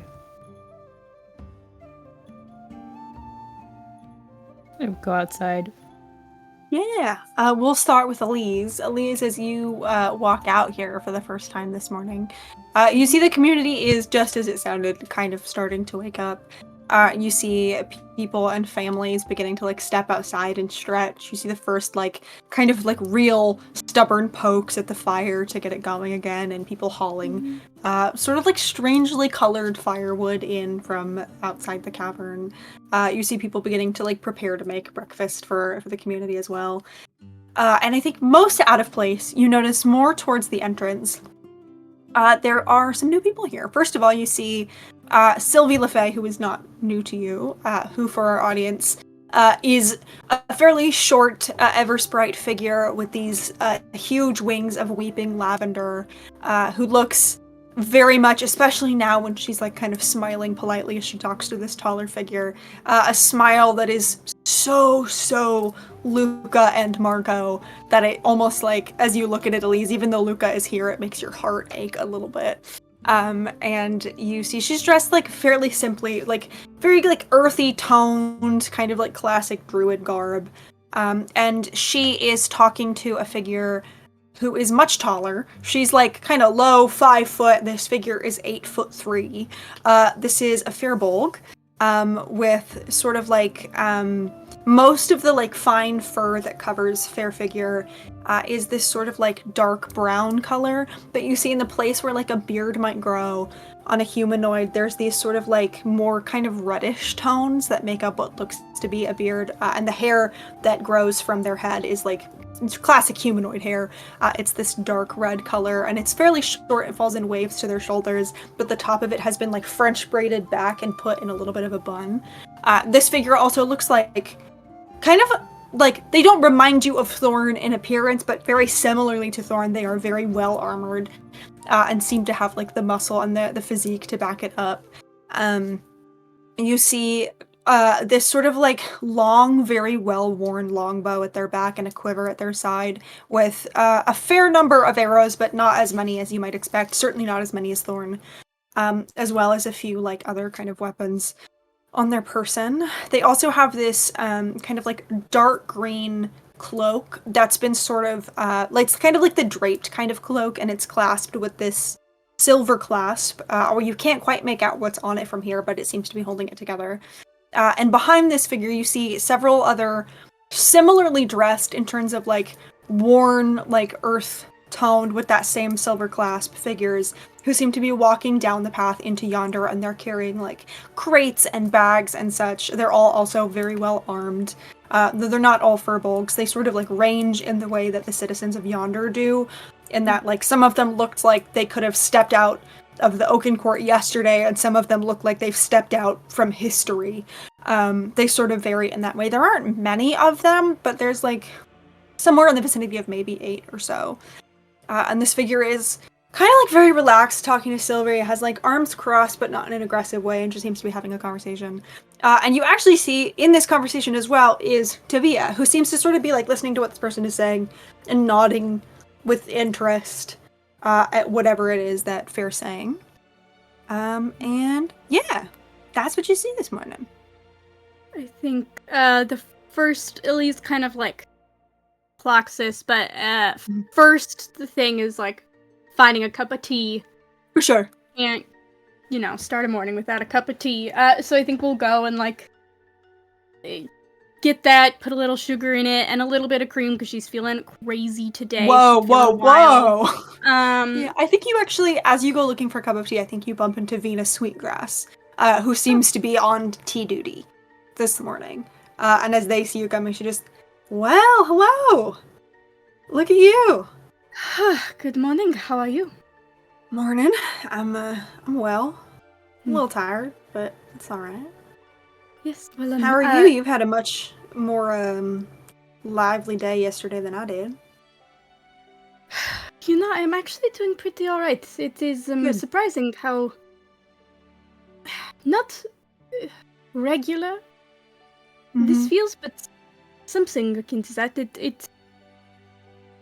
I think I assumed I would feel a bit more out of place here than I have ended up feeling, and I of course have to credit that to the wonderful hospitality of you all who have welcomed us so graciously. And so, well, I think this place kind of has that effect on people. Sylvia and Enzo are just good at building homes and communities, I guess. yes. By the way, do you want? I've got a sort of like lemon grass situation here. I've got a mint. I could do like a lavender honey. Oh, you know, let's do mint. Start it off, get a little That's refreshed. my favorite too. Yes. Yeah, and she makes you a cup of tea. Is there any conversation you'd like to have with Venus as she makes your tea? I think just like a vibe check. Yeah. Like how things are going here, and being like, but like, are they like, is everything like actually like chill here? Is everyone copacetic? Like, what's yeah. Venus seems really happy here. Okay. And I think that, knowing what you know about Venus, I think part of it is like the joy of being with a family and a community that she hasn't seen in 20 years again. Yeah. And I think, I also think part of it is probably not having to interface with Ambrose regularly, if we're just being like real. But yeah, they seem really happy. Yeah. I think then we'll get a second cup of tea again. Woo! And then is gonna go meet up with Sylvie and Tavia and that little group and just greet. Yeah, absolutely. As you kind of get closer, you see Tavia, who's listening very intently, will kind of like raise a hand to you in like a good morning kind of thing. And Sylvie and this figure both turn to greet you. And Sylvie just, oh, good morning, Elise. Did you sleep well? Yes. It's this was the first time I had dreams that I did not make a specific request for in a very long time, which is very interesting. Good dreams? They treat you well? I don't remember them super clearly, but they must. I feel refreshed. Good. I'm glad. I'm glad to hear it. Elise, this is Tanith Torquin. Tanith is one of the lead rangers here. It's the one that we interface the most with. And Tanith kind of looks at you and just, and before I do this accent, I'm saying everyone be fucking cool about it. Tanith just kind of looks at you and goes, right, nice to meet you. I've been promising a Scottish NPC on this channel for 4 years, and it's time to put my money where my fucking mouth is. You're one of the newcomers, eh? Yes, I just arrived. Now I'm doing it. God damn it. I knew one of us was gonna slip, Shit. and they're just sort of in a face-off at this point. Yeah. Yes, we arrived last night. And I think Lisa's like going through the mental Rolodex. Does that name sound familiar at all? Tanith? I don't think so.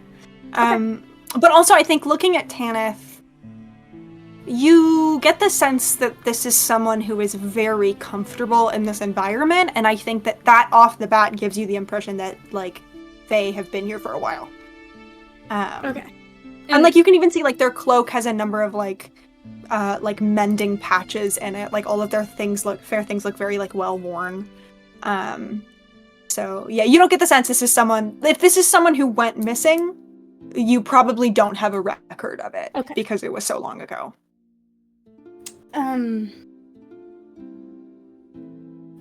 Yes, I was just saying this is a lovely community that you have built here. It is very, it is refreshing to know. We have feared the worst about what could be here for so long. It is good to see that it is a very, lovely place.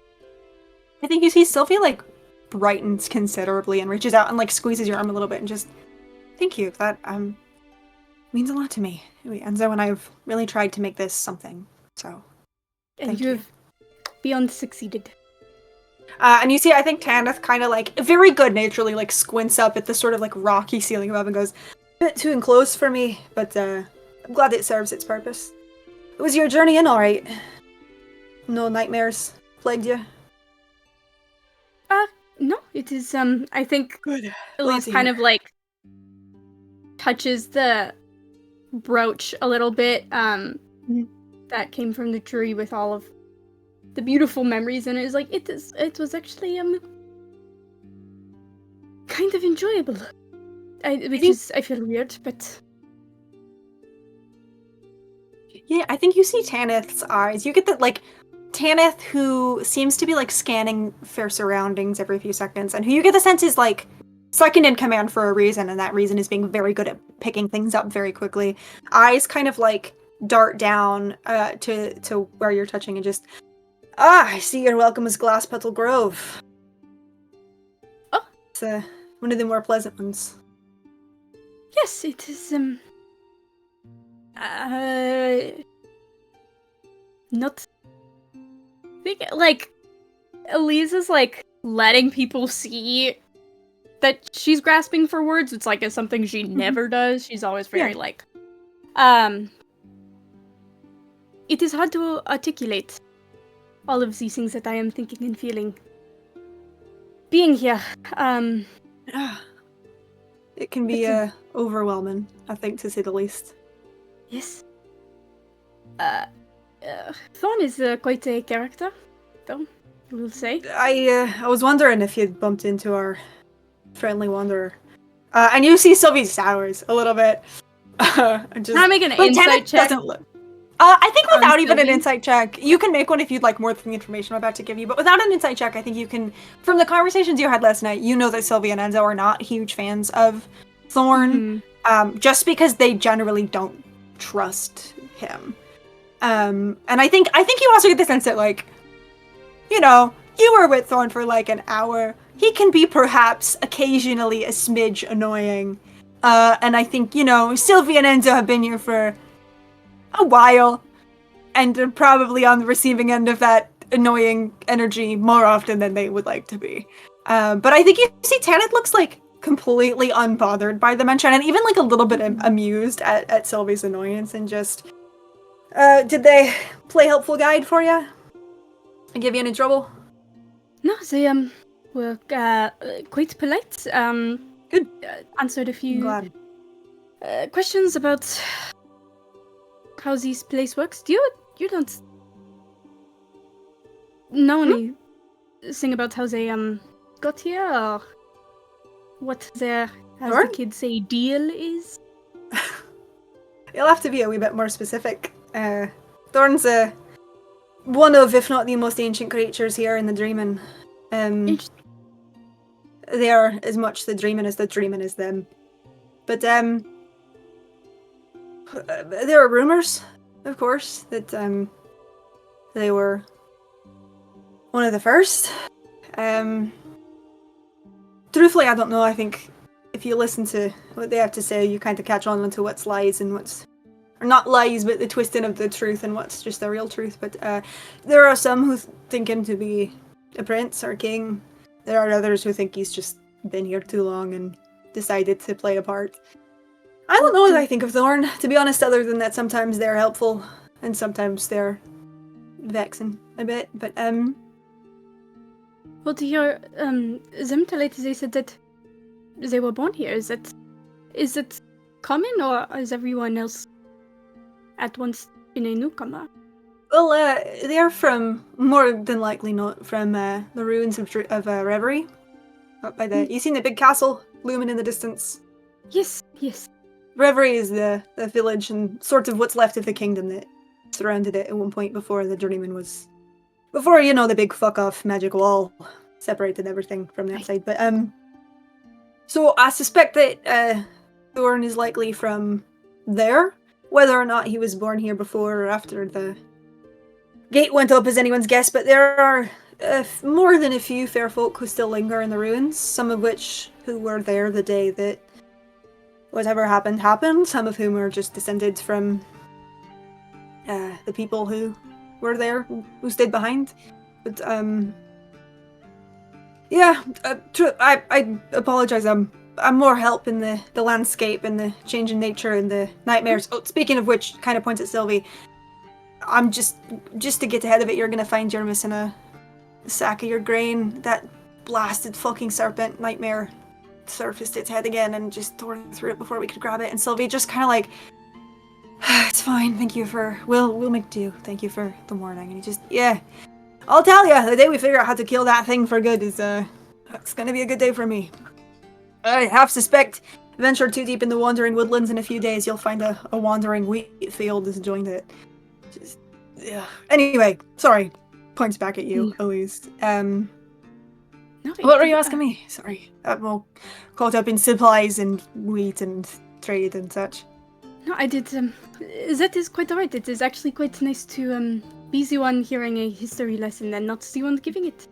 I don't want to take up any more of your time. It sounds like you have quite a lot to deal with nightmares, stealing food.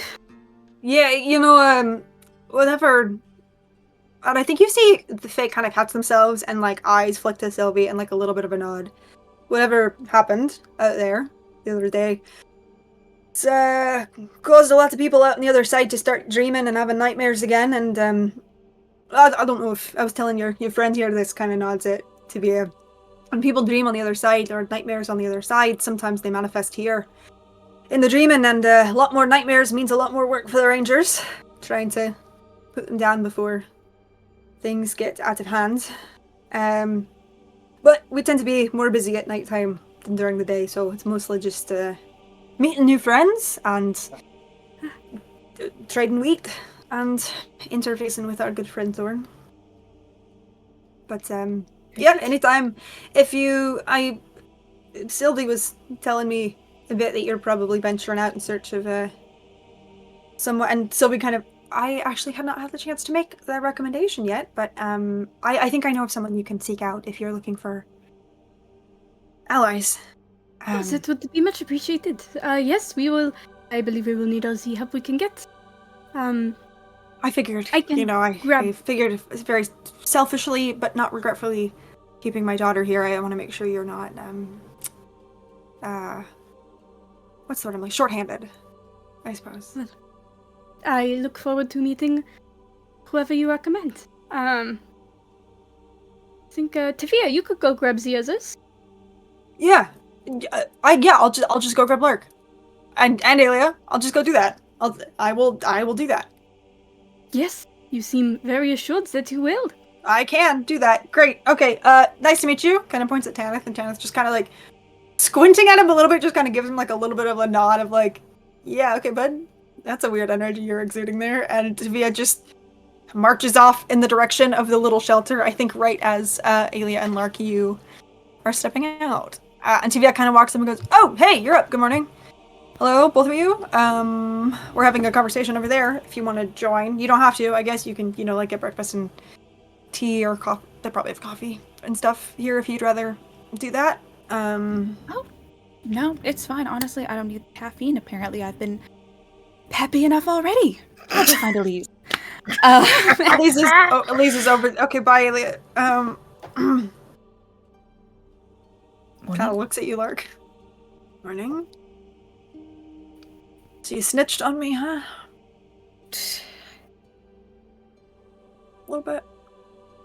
No, you know what? It's fine. It's your marriage. You're entitled. I should have known. That's my bad. That's on me. Sleep okay? Any puppies? No. No. Yeah, fair. Breakfast? Walks past him. Yep. I think Tavia just stands still for about 30 seconds going, I don't know where to go now, because every direction is awkward. And I think instead we'll head back in and start packing up all of their things. And Alia, Locke packed everyone's stuff up for everyone. They're like lined up in like neat baggies outside the door. Tavia walks in, ready to pack things up, sees that and goes, fuck. And walks out, and then I think we'll go catch up with Alia and the group. Lark, are you also heading into this conversation, or are you heading off to get food? Okay, perfect.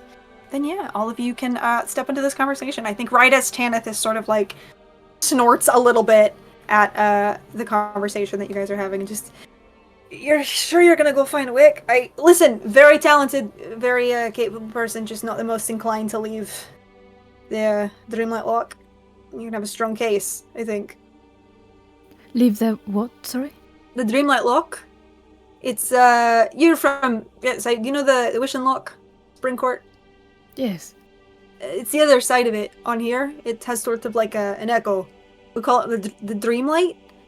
It sort of holds a lot of the dreams and nightmares that are had here, and out on the other side manifests them sometimes into reality. It's where I was telling I'm Tanith, by the way, nice to meet you. I was telling your friends that when people dream on the other side, sometimes their dreams and nightmares manifest here and become reality, and then it's our job as the Rangers to keep them from tearing the place apart. But a lot of times they come from the Dreamlight. And Wick has sort of named himself guardian of that particular area. Used to travel with the Rangers. Miss him greatly, I'll tell ya. Talented sword. But I see. You said manifest here. Like, Yeah, sometimes, physically? not always. Sometimes, yeah. Nightmares more often, but dreams sometimes too. I see. That's right. Well, sweet dreams for everyone then. Please, yeah. Mm-hmm. Direction. Oh, to the lock? Indeed, yes. Yeah, right, okay, so you'll find, I'm just gonna give you the primer here, you'll find that directions are a wee bit, like standing directions are a wee bit hard here because the land is constantly kind of moving and reshaping with the will of, well, Thorn primarily, but I see. also kind of Yes. the ancient beings here. Typically though, if you sort of stick to the path that took you here, you should see, we've been trying to, you may have seen the signs that lead you to yonder. We tried to keep some up, the wandering woodlands are sort of a lost cause because the trees are just sort of constantly changing where they are, but farther in we try to put some signs up. Generally speaking though, if you keep heading due east, you'll probably get there. Worst case, I know you've met our good friend Thorn here, kind of give a shout into the woods. He'll probably direct you in the right way. You might have to give a memory or a compliment or something that suits his fancy, but Is he a generally helpful fellow to everyone? Then glances at Sylvie. He's a friendly fella. he's friendly, right? He's not unhelpful unless you've pissed him off in some way or slighted him, but for the most part you can trust him at his word. You just be careful of double word meanings, you know. Arch fair, tricky like that. But you seem to kind of like Slaps nods Mark on the arm. Ow, I have experience with that. Yes. Do you? I Gives you just kind of a haven't- shit-eating grin. And I think, like, you get a vibe from this that, like, this is a person who's really good at glancing at someone and being able to tell, like, their defenses and stuff. And I think has clocked sort of the way that you hold yourself fairly easily as out of place. And, like, doesn't name it, but just kind of, yeah, you work with nobility or something out there. Something like that. Mm. Alright, well, it can't be all that different from talking to Thorn, except Thorn's a little more, bored, perhaps. So just make him a nice offer, though. He'll usually, yeah, he likes newcomers. He likes the memories they bring and the experiences they have. So play nice with him, and he'll probably point you in the right way. I see. And he goes to the lock fairly often too, so Good. might find him wandering in the area anyway. Well, we should perhaps get going in that case. Yes. And well, hey, if you get lost or you need anything, the rangers are sort of the wandering type. Keep ready for nightmares and such. But if you bump into any of us, you're welcome to. I can't promise we're going the same way that you are, but if we can help you, we will. Is there a sort of standard greeting or anything with Most people greet the rangers with help us, we're being chased by a big fucking nightmare." But hello works too, I guess. I just didn't want, if it was just a hiker or something that, it'd be like, Nah, not really. It kind of like taps on that silver clasp that you can now see a little bit up close is like incredibly worn, and I think all of you note on these other ranger figures that are now just kind of like lingering in the area. All of them have one somewhere. So you see one of these, you're good to go. And if you need to, you can name drop me. Daneth, they all know me. I'll boss them around. So, yeah, just look for these. Thank you for your help. Yeah, anytime. Welcome to Dreaming. With that, I should probably also take my leave. I would love if you could spare that brandy we talked about there, Sylvie, and Sylvie just kind of saved a bottle for you. Come on. And I think as, like, Tanith kind of takes off further into yonder, we'll pause and look at all of you and just... is there anything else any of you need from us or from me, or... Oh, before I forget, early this morning, I received a message from the Circle of Old Oaks out, in the Oaken Court. Truthfully, I figured it was... I did. I thought it was going to be Wisteria, but it was your friend, Camille. oh, Camille's Um, photos. Yes. I'm sorry. If I'd known, I would have fetched one of you. But she asked me to let you know that she chose to stay behind to ensure you have a path home. and that they're sorry they didn't tell you about it, but she doesn't want to. And I think you see Sylvie like struggles with her wording here a little bit. Just she doesn't want you to get stuck here, like us. So but she's safe and fine, and asked me to pass that along to you. So Thank you. of course, yeah. You anything you need. You brought my daughter home, so anything I can give is yours.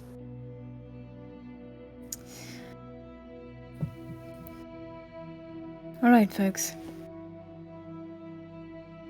You ready? Get going.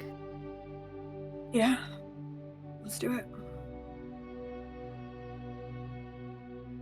All right. Onward. And all of you set off back down the path. Before you leave, one of the residents of yonder will approach and kind of like hand each of you a little like knapsack of just like food and rations, and like warm kind of like insulated wineskins of coffee or tea, or I think that you see Tavia smells his and gets a little bit happier than you suspect he would if it was just water. And you just are able to get some stuff and head off on your way back out into the dreaming. And I think that is where we're going to take our break. Don't change that Twitch channel. We'll be back in just a few moments to see our parties finally meet each other and continue to see what the dreaming has in store for them. We'll see you in just a moment.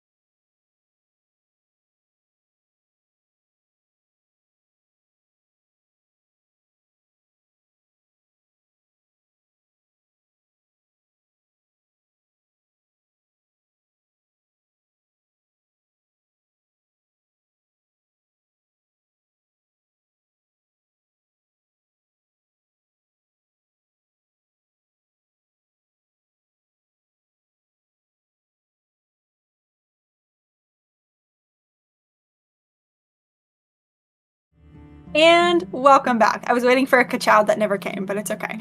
I'm just used to it at this point. We pick up on the road through the dreaming. My friends who are navigating through. What's the energy? What's the vibe? What's going on? Are you talking? Are you stealthing? Are you following the path? Are you saying fuck it and just plowing through the tree line? Paint me a picture. I think Elise is having a telepathic conversation with Plum about like poetry or like the romantic era novel, like something like it's like I haven't had like an intelligent conversation in months. Like I needed this. Yeah. Just- I think the vibe you get is yeah. that Plum is really happy. You know how sometimes like when you talk to like a big dog, you can tell. Like, do you know what that's like, Mara? Have you ever been in the vicinity of a big dog? Whenever. Yeah, you don't see Sharpies in Archetype. You know, like when you're talking to a big dog and the dog's kind of like wagging its tail and it's just like happy that you're talking to it, but like no, there's nothing behind those eyes. That's sort of the energy you get from Plum, but like Plum is a little bit more conscious and is like a highly intelligent creature as like an ancient unicorn made of ancient timeless fey magic, but also like has no framework for reference for just like romantic novels and poetry and stuff. So it's just like happy that you're talking to him. To her? I forget. What are Plum's pronouns? He, him? He, Is that what him. you said? Yeah. Like, happy to be talked to. Happy to have a friend and to just, like, exist. And not getting And I a think lot back, though. That's fine. I think Elise Yeah. has just been like, at least someone is listening to my thoughts about the novel for once. Like, Yeah. These guys only want to talk about politics. Ugh! Incredible. Yeah. Real? Yeah. Ilya and Lark, what's going on with you? I hold in my wife's hand. Oh, Yeah. Aw. love Like he's that. holding her hand and doing the thing where he like rubs like your knuckle between his fingers is like an anxious tick. Oh. She's 30% a little bit more back to gold because she's like, oh god, okay, I didn't fuck up that bad. We're good. We're good. No. Oof. She's chilled out a little bit more. Yeah. But yeah. I think we're Um, following the path. We're following the path. We're not crazy people. Okay.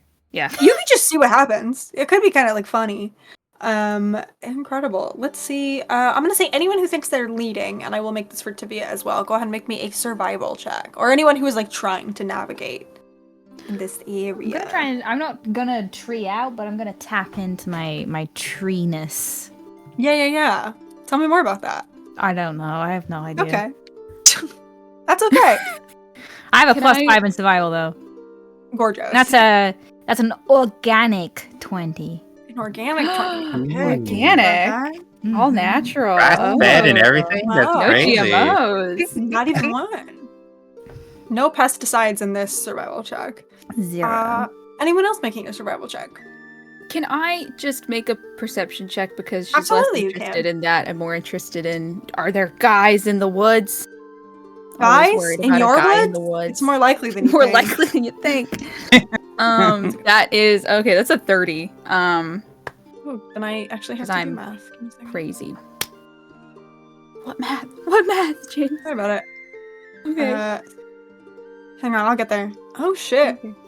Good for you. Yeah, you're damn, that's the first time I think anyone has succeeded on a perception check against Thorn, including in the episode we had to re-record. Oh, get wrecked, dude. Let's go. Yeah, as you're navigating, I think first of all, I think Tavia, who got a 16 on the survival check, has sort of like been walking in the front mostly out of just like deep discomfort for all of the energy in the studio, and having freshly been reprimanded a little bit for narking on our dearest darling Alia. I think is sort of in the front.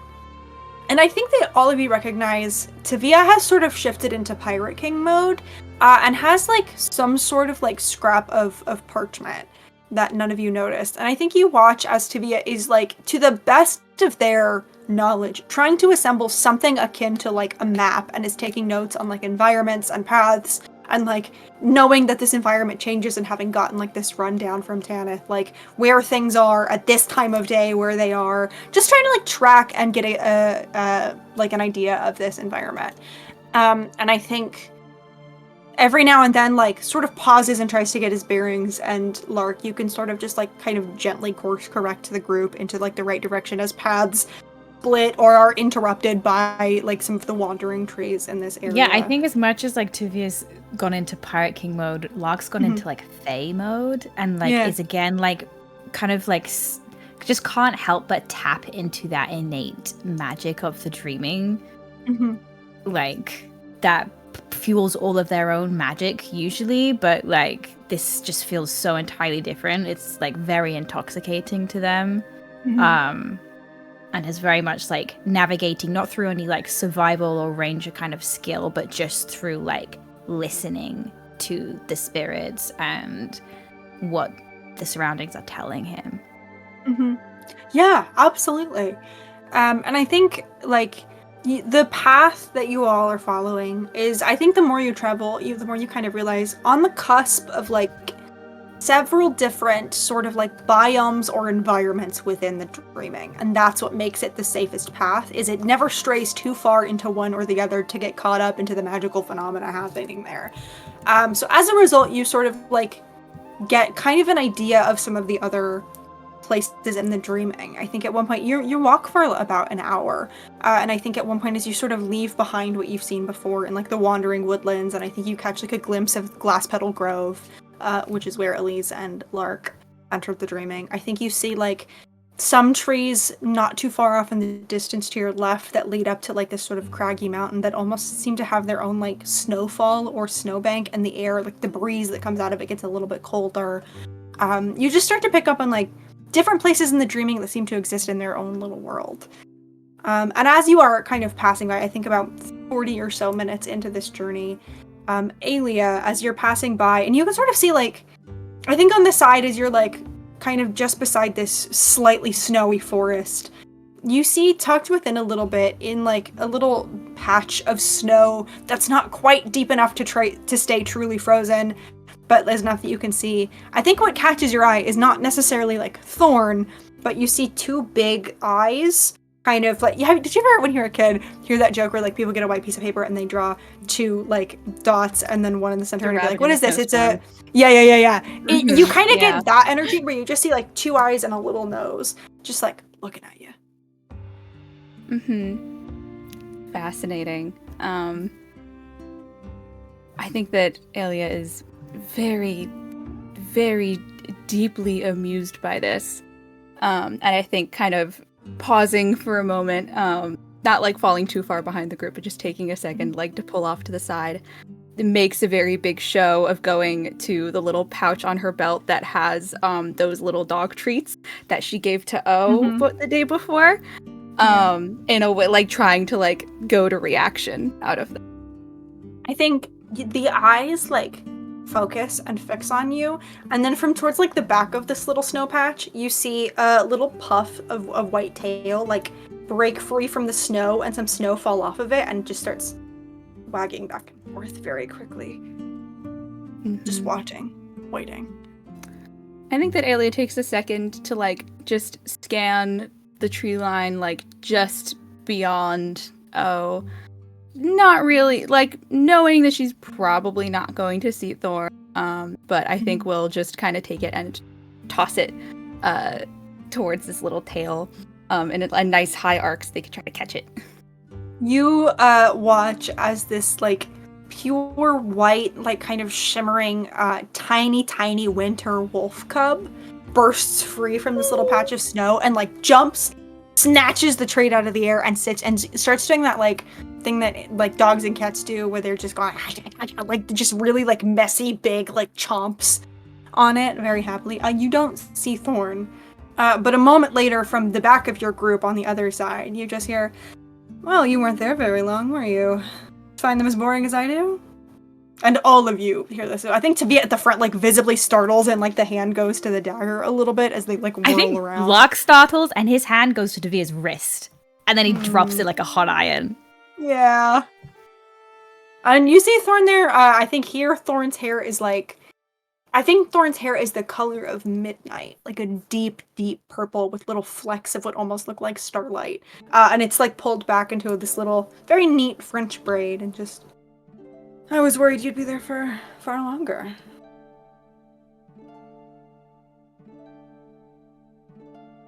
Are you Did they take following your us? voice? Ah, there it is. I was wondering where it had gone. No, believe it or not, I too like to wander in my home. Thought I'd say hello. Conveniently crossing paths with us. Perhaps it's Despite- fate. The vast size of this place. Hmm. Where are you all headed? I think Lark kind of like narrows their eyes and just like suppresses a little bit of a sigh of like, you know damn well where we're going. And I Yeah. know that you know. Mm-hmm. Alia, you feel a little wet nose begin to sniff into the pouch where you keep your treats. Not even looking, I'm starting to give little scritches in between the ears and under the chin. You hear Thank the you for little, giving me this creature in so many little puppy forms. I got you. am living. It's my gift, Alia. You hear the little thump, Thank thump, you. thump, thump, thump, thump, thump as a foot begins to scratch a little bit as you hit the exact right spot behind the ears. I think that she kind of just like plops down so she could be in front of this little wolf cub and just calling over her shoulder because she's like, we don't have enough time for this. We're going to Dreamlight Lock. We heard that you might know what direction we could be pointed in. Is that do. correct? It is correct. Would you like to be pointed in a direction? I would love that. Oh, well, Really I make my suppose since day. you asked so nicely. I'll just this once, free of charge. And you see Thorn kind of like maneuvers through the group to the front and then like looks at Tavia, does a very catty, gay, like judgmental up and down and just pirate. And Tavia just glowers at him. I think it's the first time I've got this energy between them. Yes. And I'm like, I think I look at Tavia fully for the first time and I'm like, what the fuck? I think Tavia gives you a look that's so helplessly, I don't know, but I don't like it. And I think as Tavia like takes an opportunity to glance at you, Thorn kind of like cranes their neck over at the map that Tavia's making and just like pokes a finger in it and goes, wrong. And then starts like takes a couple steps up in front of the group as Tavia like splutters down at this map and like looks at you, Lark, and looks at the map and looks around and is like, what the fuck? And then Thorn will kind of stop and just like extend a hand kind of like down the path, but you see, I think you watch actually as an offshoot of the path that you're on begins to uncover as the grass and the flowers like peel away to reveal a new path and goes, you follow that one, it should take you where you're going. Insight fucking check. make an insight check. Don't reveal a new path to me and go, oh. Yeah, make an insight check. This guy. An 18. 18. Do you get the sense that Thorn is being truthful? It's okay. I'm not happy about it though. That's okay. I hear that and I acknowledge that and I hold space for that. Okay, thanks. Anytime. Elise is gonna ride plumb over behind Tavia and look down and be like, no, yes, Son is correct, Seti's wrong. What do you... What? It's a work in progress. We've only explored barely Yeah, anything. thank you. Yeah, thank you, Lark. It's- Also, I'm really eyeballing it. No one gave me like a fucking, what are those things called? Where it's like, it's a measurement thing. No, not a compass, like when you're drawing maps. Protractor? Sextant? Isn't that what it's called? I don't what? fucking know. Like a pirate thing, is that what it's called? It doesn't matter. No one gave me a ruler or anything, okay? I just sort of stole a piece of paper from the ranger. Dude. Okay. And Thorn just, like, looks very delightedly at the group and is like, well, you seem to have this all handled, so if there's nothing else I can do for you, of course. Oh, actually, would you tolerate one additional, other than the question that I'm asking now, one additional question? I suppose I could. Also, tempo going offline, tempo when I catch you. Oh, there we go, she's back. Okay, When I go ahead and ask. catch you. I'll just I'm gonna hum the whole time. Oh, perfect. Thank you. Yeah, Thank if you, you Mara. could do that. But like only things that are not copyrighted because that would be a wild way to get our first DMCA strike. Anyway, yes, of course. Future Queen, what might I do for you? Puts a hand on Lark's arm, just like, down, boy, relax.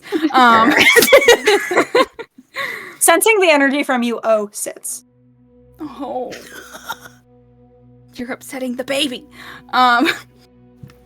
I think that she kind of gestures vaguely to the little like snow globes on Thorn's belt. I know that there was someone who was particularly partial to Coramiria in your little collection, and I was just wondering if you had heard of anyone leaving the dreaming instead. Oh, I'm sorry, leaving the dreaming what? Leaving the dreaming and heading there instead. Leaving the dreaming to go to Coramiria? Leaving the dreaming in general and ending up there. The only I don't person, know how the only she arrived mortal at I that know conclusion. who's left the dreaming is the self-proclaimed queen.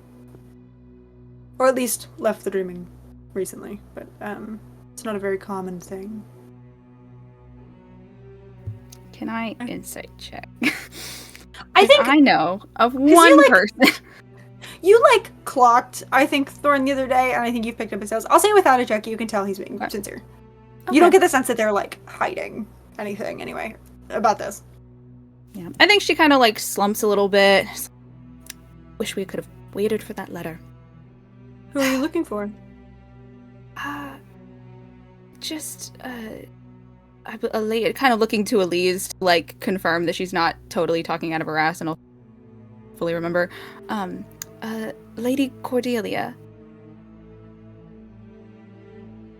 I saw that eyebrow twitch, James. You can't fucking hide from me, you motherfucker.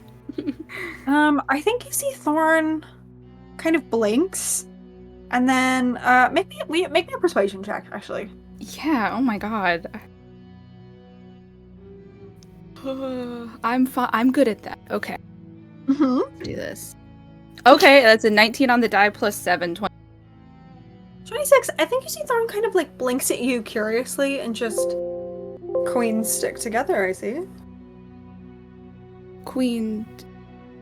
No, she's something. It's called the Silver Gauntlet of Coramiria. It's a different system of government. They were not always called. I don't know anything about Coramiria, but does not interest me. But Queen of what? can I give you a Oh. look? Oh, well. Right. Mm-hmm. Wonderful. I think it just looks at Lark oh, I didn't think I was gonna hit on that. I think Thorn kind of almost fondly kind of sidles up to you a little bit and looks down at you and just I And take I a think- step closer to her. kind of eyes flick to you, and a little bit of an amused expression crops up, and then you see Thorn gets a little bit serious. And I think some of the earnestness from yesterday kind of appears back on their face once he realized that you were scared of them for a moment, and you see some of that earnestness kind of pop back and just. Not all who experience the odd fey magic and the dreaming are here. Many, most, not all. Former Queen Cordelia never walked these lands. You will not find her here. Well, I know I met her briefly in Did passing. you? Well, kind of gesturing to the all of her. Me met her about 14 years ago. Well, if she didn't come here, kind of looking to the others, we had assumed that she had made her way here and then out again. Somehow. The lands of the Fae were strange and changing long before the wall was ever. The Dreaming Gate was created, Elia. And I suspect, though I have not ventured on the other side of the gate, that it will remain strange in perpetuity. Perhaps the dreaming played a hand, perhaps it did not. Well, I imagine you're right. I am about most things. Now, I suspect your Your friends are waiting for you. Don't want to be rude, do you? Oh, of course not. Should continue. Right? If you need anything, give me a shout. Kind of like wiggles an eyebrow at you, Lurk. Well, small former kingdom. It's said in a way that very much implies that Thorn is like, this place is not small, even a little bit. And O will kind of just like nose her nose into your palm a little bit, Aelia, and just give you like a little puppy bite, like a not a hard one, but just a little one, and then we'll just go scampering off after Thorn. Actually, I don't even think Thorn really walks away. I think Thorn just kind of like hangs out and waits for you guys to walk away, to be honest. Tracks. Yeah. Head off on the new path. Absolutely. On this new path, you suspect what may have been another hour journey becomes about 20 minutes.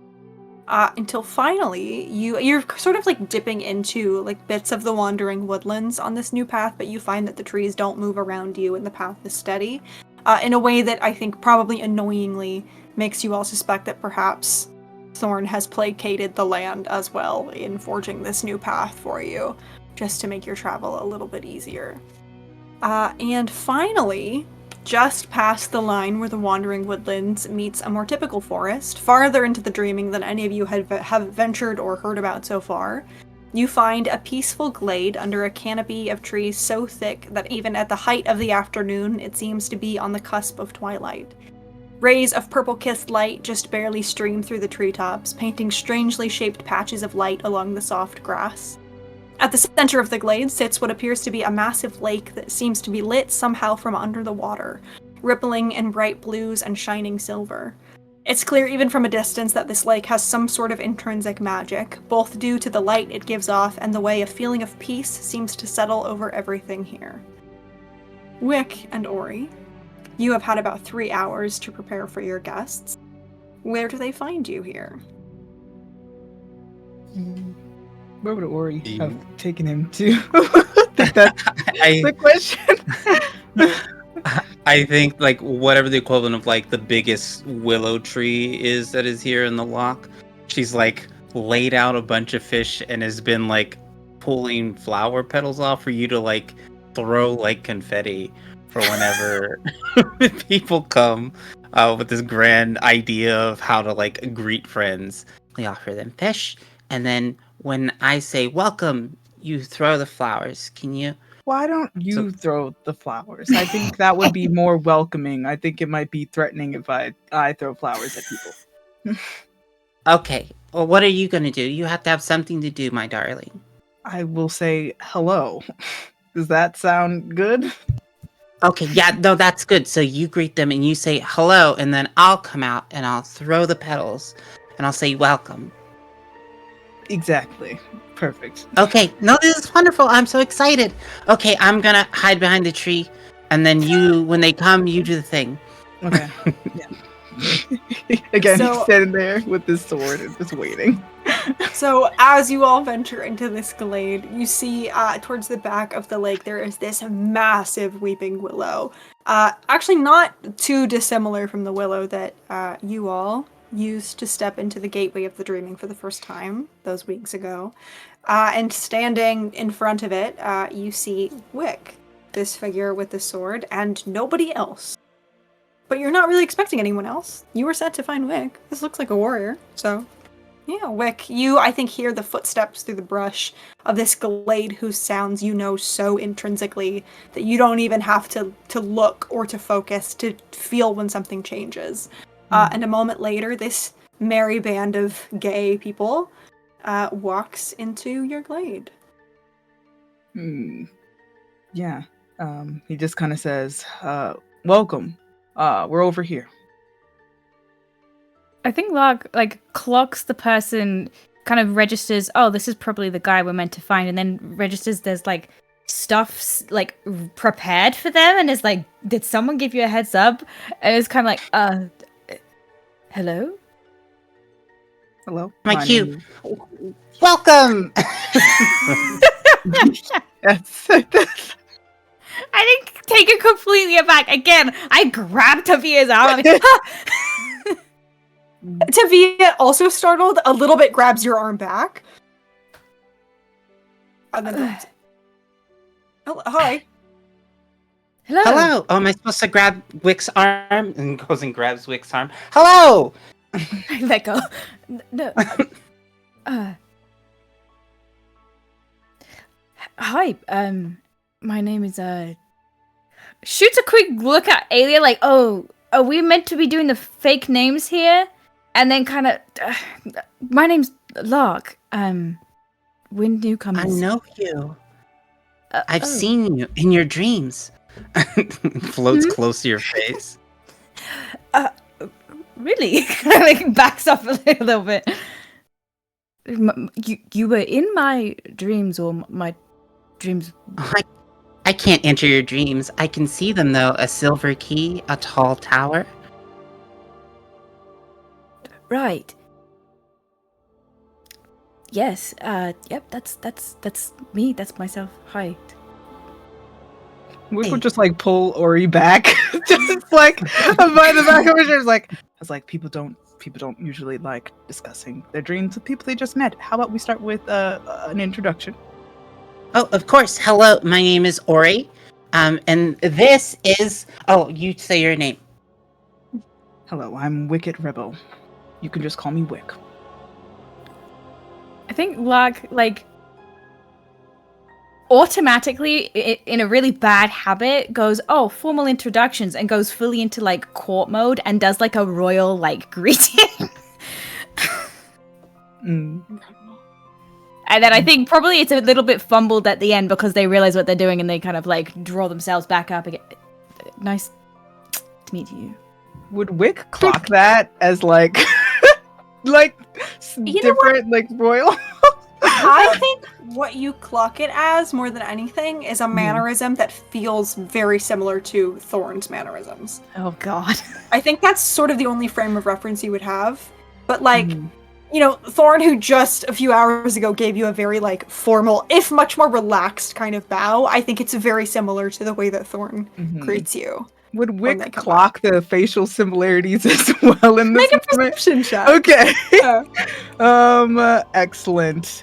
Man. No, that man is not perceiving anything. This is not a smart man. This is he brought the 5. No. This is my wife, Alia, and A pleasure. Could've And I drawn think goes for like a handshake with Wick, who seems the more grounded too. Firm handshake. All right. Oh, shaking hands. Oh, wow. Yes, I'm told that's uncommon here. Would you like to try? Yes, desperately. Hi. Are we friends now? Hi. I suppose so.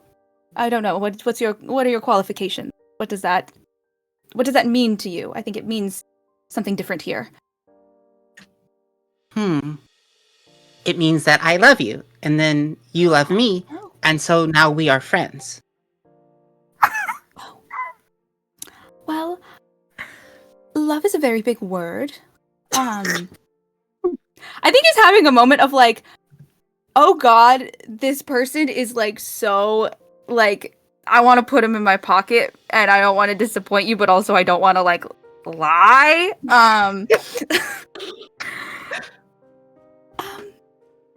Well, we've only just gotten to know one another. For me, that's something that takes a bit of time, but well, the future is unwritten. Maybe. You look like you dream well.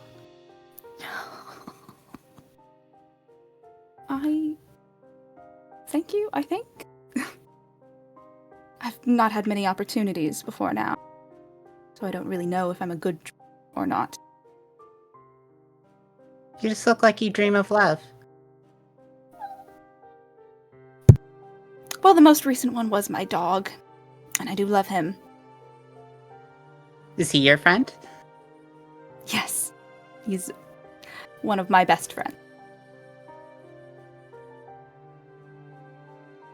What about you? I hope I don't dream, but I watch other people's streams. Oh. Interesting. Does that ever get, I don't know, taxing? Seems like a lot to always be peeking into people's heads. It's less peeking, I think, and more sharing. People have such big aspirations and hopes and wants that it's just nice to see people. It's nice to see people bloom. Well, those I do know something about. That sounds lovely. I'm sorry. We weren't told to expect you. We were just looking for your friend here. You were sent for me, not Yes. Ori. Yes, My- we were. We're Who? looking for, well, a few people. What was the, oh my god, what was the name of the Scottish Ranger? Tanith. Tanith? Yeah. Ranger called Tanith gave Ah. us your name. Okay. Yes. Okay. Noted. That makes more sense. Right. What can I help you with then? Kind of looks back to the rest of the party. Well, we're seeking a guide. And is the castle visible from here? I don't know. Yeah, from here, I think it's still not super close, but like just over some of the treetops, you can see like the tallest part of the spires and the sort of like constant purpley cloud cover that seems to linger in that area. We're trying to get there, but we've been told that the landscape can be a bit unforgiving at times, and, well, we're not really sure what to expect. All right. Why? Most people just stick to the yonder, safer there. I think at this point kind of looks to the others like, how much are we telling these? What are we saying right now? Yeah, we didn't debrief about this. No, we didn't. Hmm. Do we want to above board debrief that we would have talked about this on the walk over here and be I like, think what that's the fuck are we fair. gonna say to these guys? Okay, cool. You had about 40 minutes of travel time, so I think we Okay, can stick okay. to the we're looking for Tavia's friend, and we were told that they were over there. Great. Slay. I will say as Right. well, while we're very briefly paused, Ori, you would also recognize Tavia for dream reasons. We didn't really go into Tavia's dream, but you would recognize a dream that you saw the night before, last night, of a figure, Tavia, on a pirate ship in the middle of a storm, with a figure that you also recognize who dreams in here fairly frequently, who you would probably know as Bella Bones. And Tavia had a dream about this person and being at sea again with her. I think her like eyes are locked on to Tivia, but Wick has told them it is rude to talk to somebody about their dreams immediately. And so it's just sort Yeah. of like standing there, staring unblinkingly, smiling. All right, Briar, I'm gonna turn around and lie to you.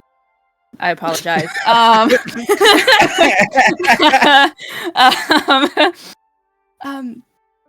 Well, and kind of gesturing to Tavia, we are looking for a very dear friend of ours that we believe is there currently. Bella Bones, pirate lady, yay high. Give a little description. I don't imagine that that name rings any bells. I believe that name does actually ring a few bells. Let me see if I sent you the name. Oh, maybe. I'm just also bad with names. No, Hold no, no, on. you're fine, you're fine. You're good. I sent you a lot of things in the last 48 hours. Yeah, so you're fine. that's You didn't memorize the lore dump? no. You didn't memorize every single NPC? Oh, my god. Okay.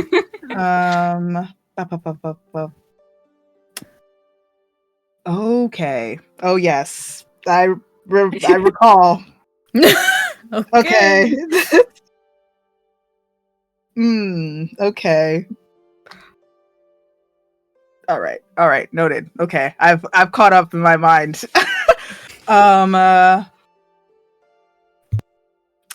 Interesting. Mhm. Why interesting? Just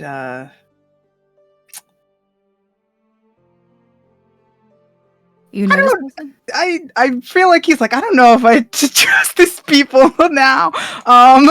It's his first reaction, and now I feel like he's gonna be like, I don't necessarily know if these people are trustworthy. Okay. We believe Yes. that she's gotten herself into some trouble. Right. I would say.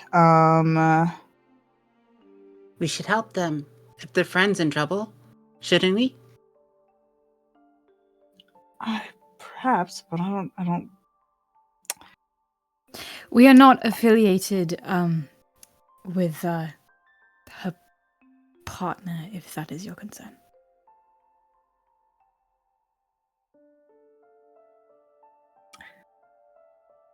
No. Kind of looks at Ori.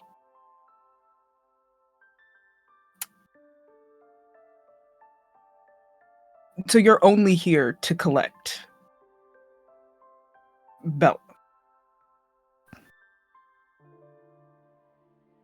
Right now, we're here to ascertain what exactly has happened and what exactly she has found herself involved in before we take additional steps. Delightfully vague. Yes, I'm just curious why someone would come to the Dreaming a place that they can't leave just to see.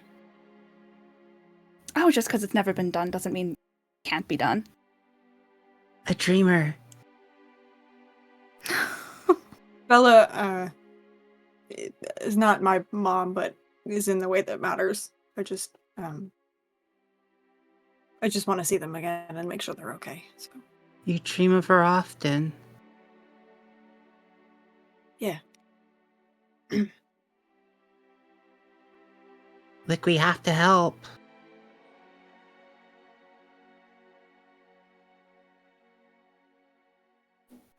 Okay.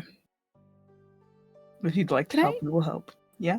Can I try to read Wick's response to the mention of the dreamer? Can I try to, like...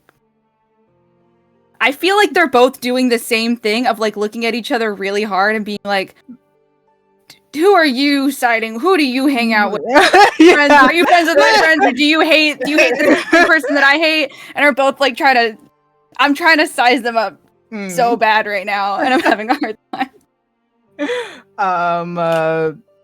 I don't know if there would be a role attached to that. It's just what vibes That's up Wick to is you. giving off. More, I feel like Wick is giving off of a vibe of this sounds like more trouble than it's worth currently.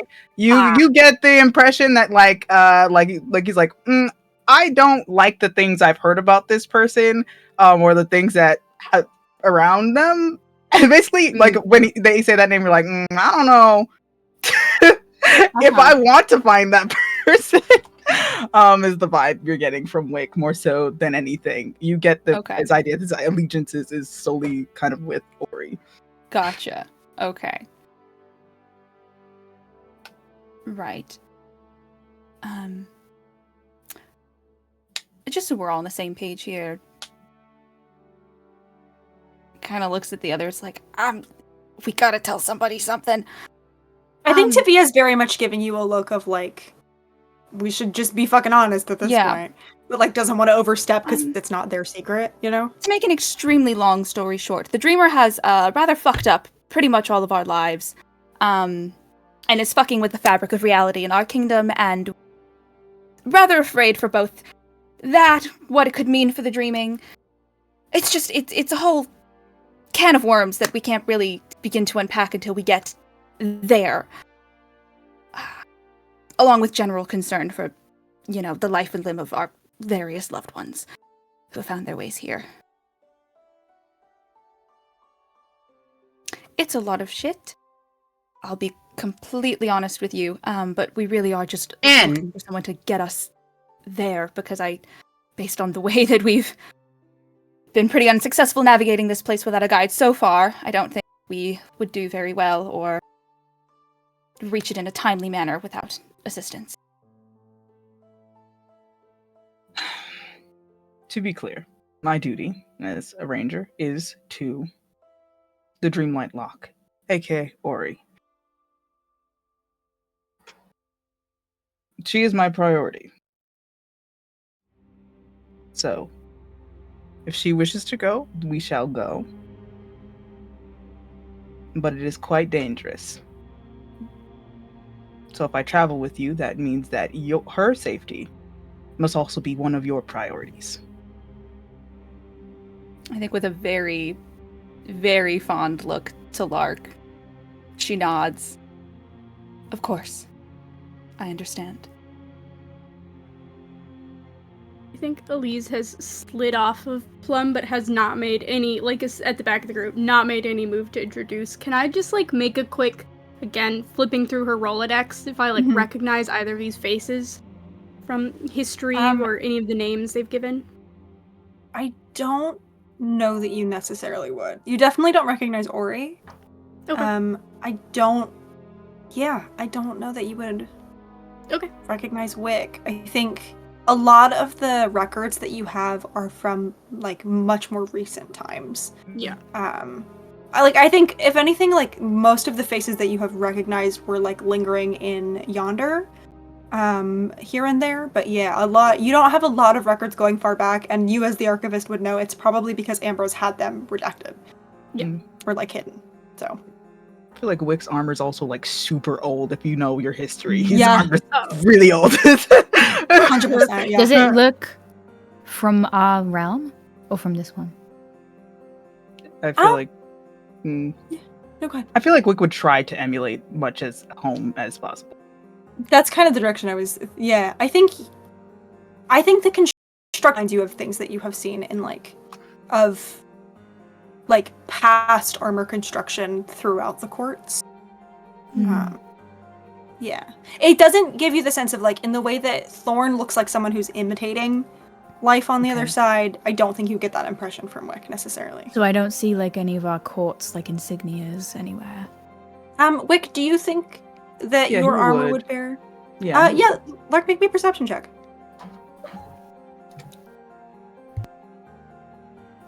I'm petting your unicorn. 19.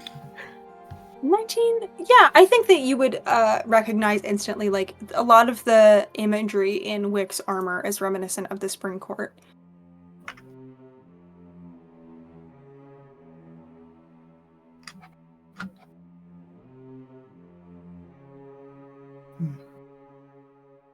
Well, we appreciate whatever help you are able to offer. And we won't, whenever you feel it is, appropriate for us to part ways, we will not, put you in danger any longer than necessary. Kind of turns to Ori. Does that sound fair? That sounds more than fair, but I don't think we'll be in any trouble. Wick is an amazing protector.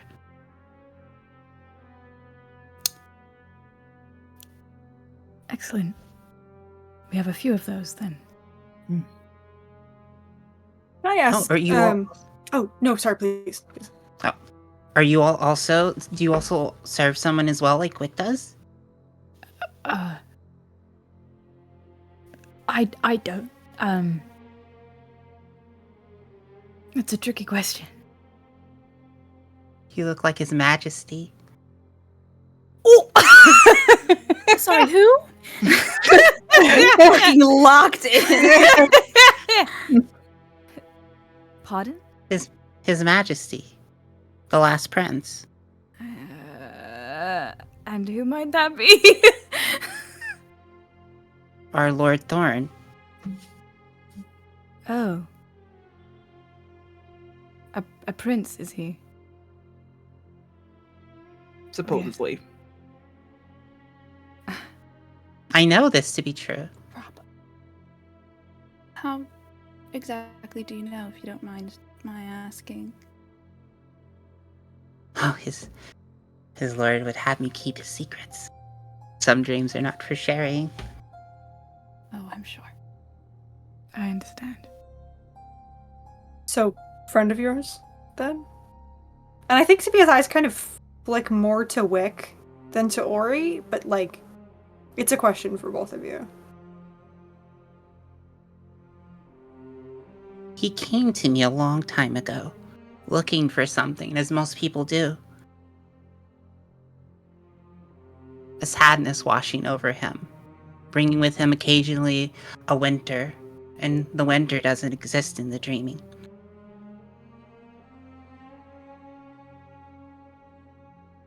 Look at the dreams of, the royal family in the Everglen. Eyes kind of flick over to Lark. I think Lark gets a little bit more frosty, Hmm. kind of stuck in their own winter. Do you know Lord Thorn?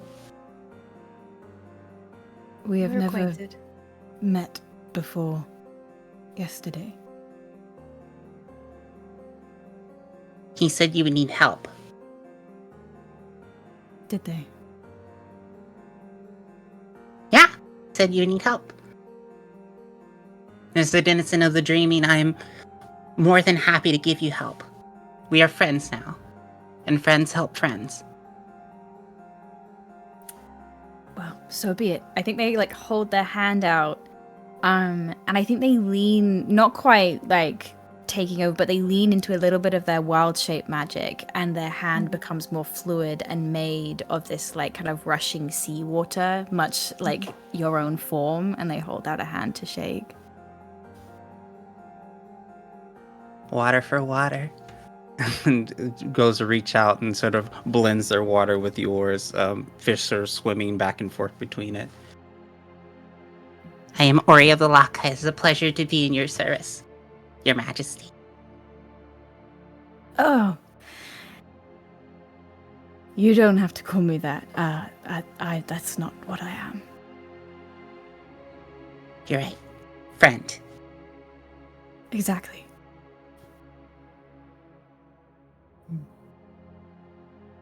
So excited. Runs and goes, starts packing up fish in her bag.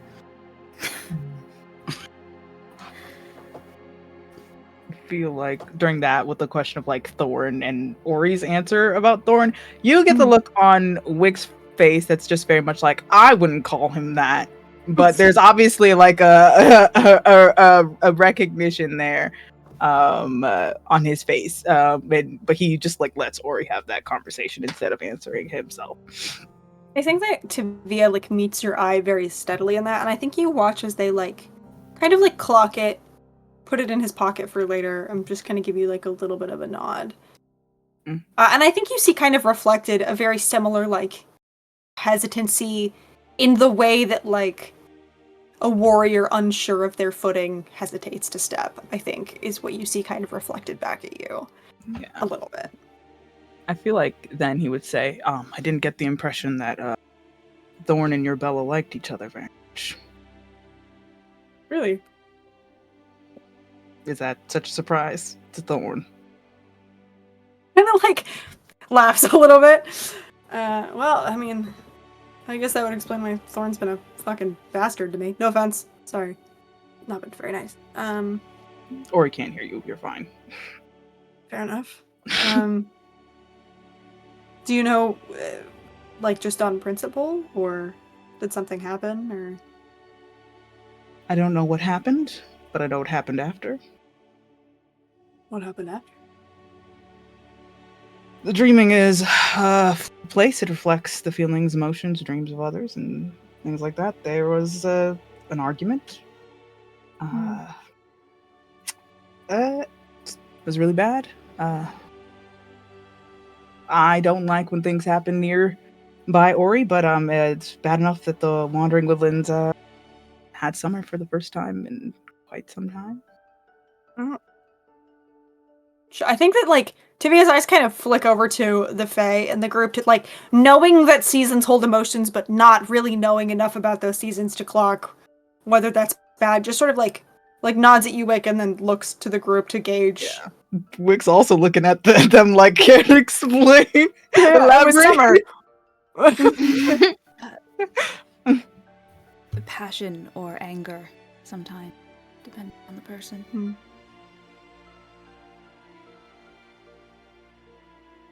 Interesting. I don't know if that's good or bad, but good to know, I guess. Feelings are feelings. They can't be good or bad.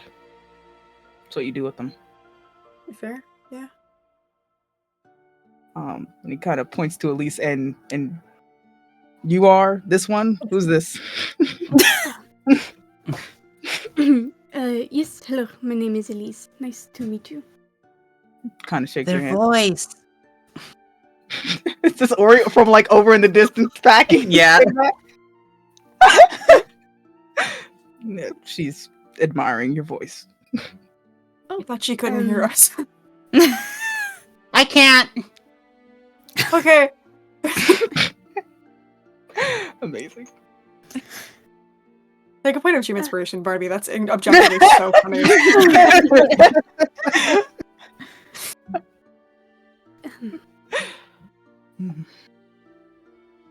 So you've been here a long time?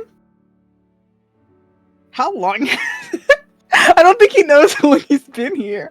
Yeah, fair. Yeah, but he's like, I stopped counting after long enough. I stopped counting. Do you know what the year was when you arrived? Not a For context, we're in 764 right now. okay. I don't know. I feel like Wick's just like, I was never a man of numbers or letters, really. Well, I didn't pay attention enough during my time on the other side. I think Tavia gives you a little bit of a look of like, oh, I like this guy. Yeah, he gets it. Real. I mean, he's like, my special interest is surviving, and I don't know much else. I'm Real. sorry. You hailed from the spring court, is that right? He kind of lights up. Oh yeah, spring court. Yes, It's beautiful. I'm glad that it's still beautiful. Can I get a just check? Is the armor pre or post shattering? I think you would get the sense that it's post shattering. But I think also because of the time, like, time passes differently here. So I think you would know if it were pre-shattering, it would be wild on the outside. Right. Okay. The time differential is strange, Yeah. but it looks post-shattering for sure. Got it. Just like carbon dating Yeah. in the background, like who will argue? Like, Wick's it's just, like, recent enough staring at me. that Lark could pick up on the spring court imagery. I Right, think if okay. it was pre-shattering, because of the way that the landscape of Everglen changed, it would not be recognizable.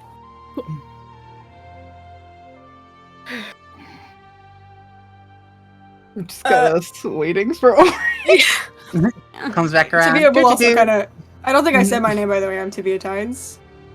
Nice. Tibia tides like water. Yeah.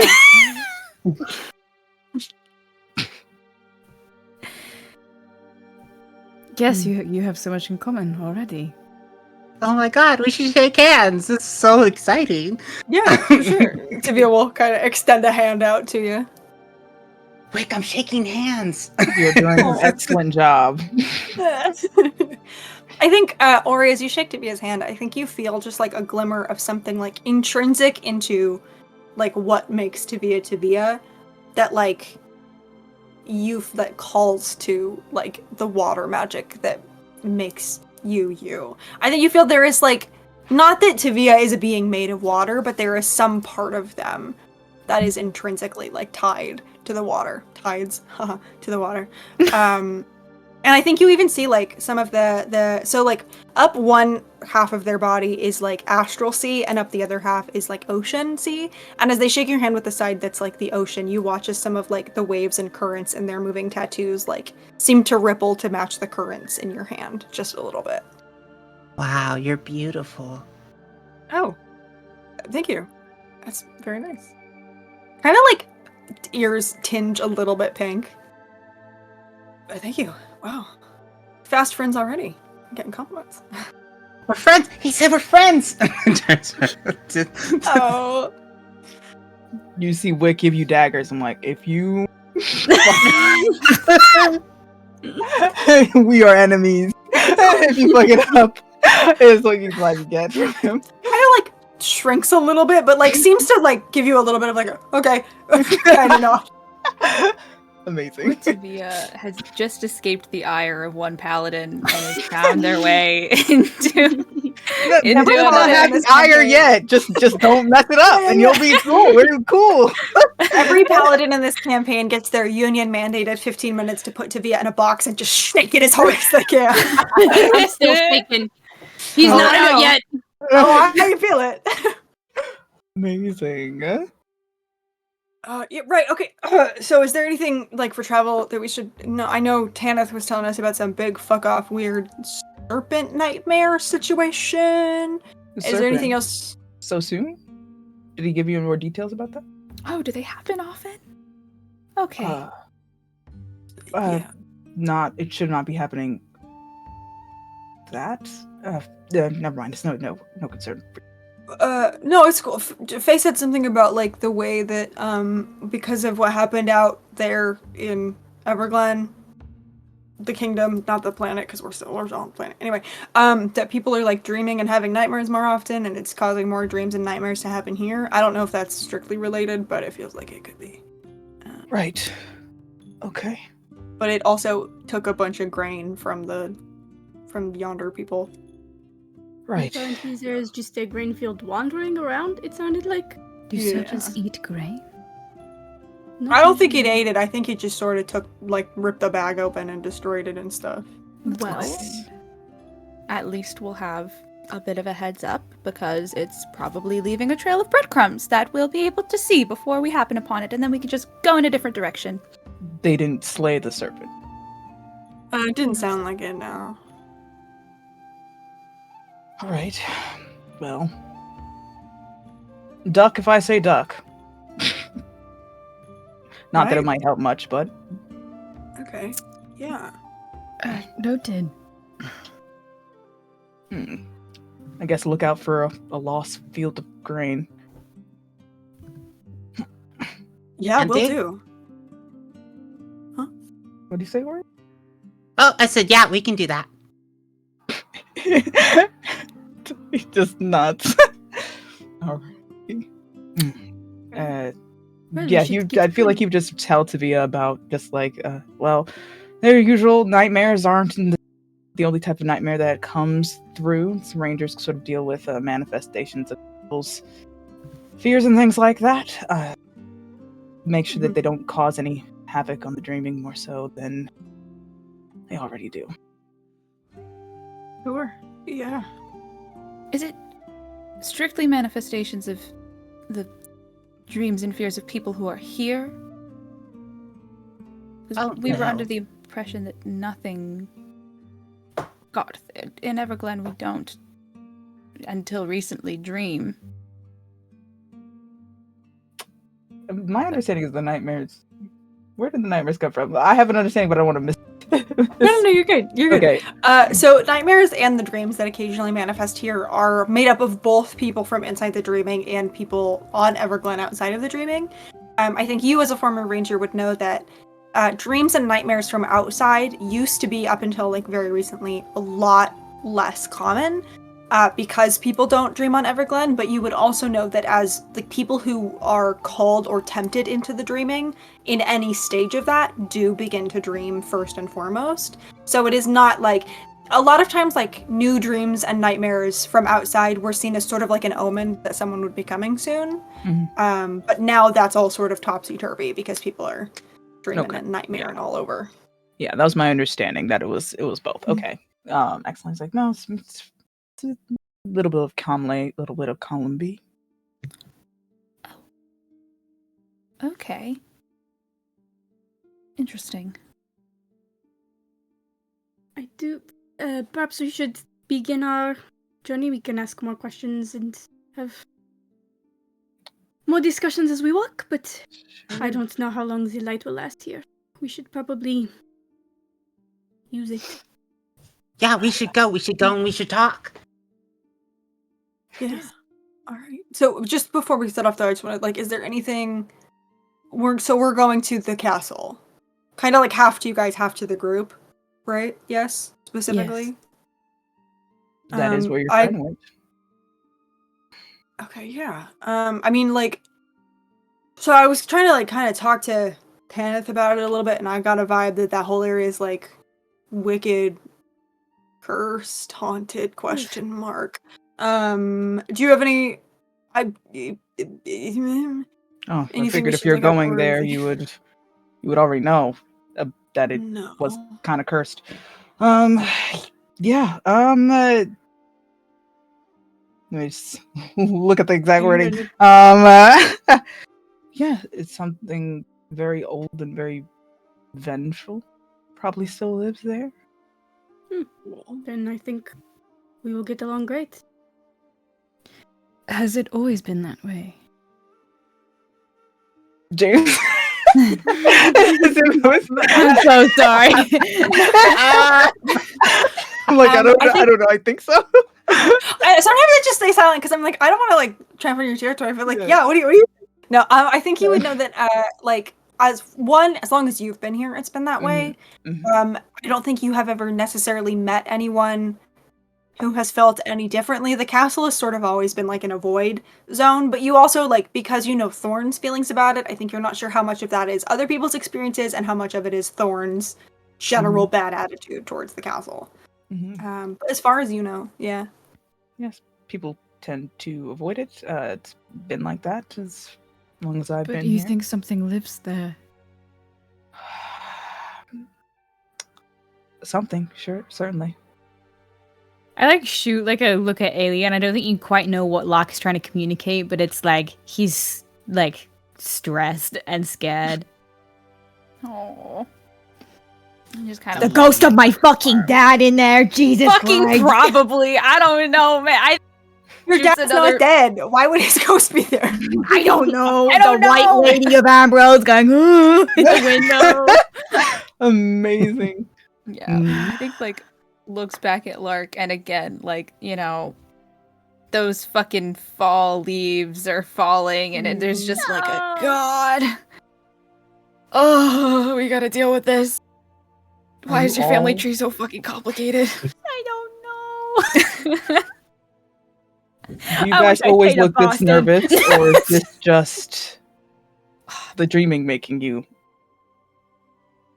No, this Nervous. is pretty It's new. typical. Yes and no. It's a lot. All right. He's looking at you like, I have like this space journey, and I'm like, are you about to be sick? Like, are you good? I think The fish. through, like, their brows a little bit to Via, it gives you, like, a little bit of a look wick and a little bit of, like, a to Lark, and then a back at you, a little bit of a look that is like, he's always like that. Right. A very subtle kind of. Which just goes, I see. Noted. I will take that into account and just ignore the anxiety then. Flushes a little bit. Yeah. You gotta see him like kind of halfway not paying attention to this conversation. You gotta see him like gaining his bearings. I feel like he's going to try to like I guess like map out like a way to get there safely in his head while he's kind of like talking to you guys. Yeah, I think that's what we're gonna do. I don't know what kind of check would be involved in me mapping out a path, but yeah. Yeah, you can absolutely sit and map out a path. I think you are even though you have not like traversed the broader landscape of Mhm. Reverie or of the Dreaming for some time and Reverie, I think that you are intimately familiar with the ways that it moves, and so charting out a path with like the sort of like, this is where these things should be by the time we get there, but if not, this will be here, and we can like, you are able to get like a good couple of like contingency plans in place. And you can estimate that your journey to the ruins of Reverie will probably take you, like, if you take it at like a careful pace, about 2 days of travel with like rest included in that. If you like rush and are a little bit more reckless, you can probably get there in about a day and a half. Okay. Slow and steady or quick and dirty? Which one is it?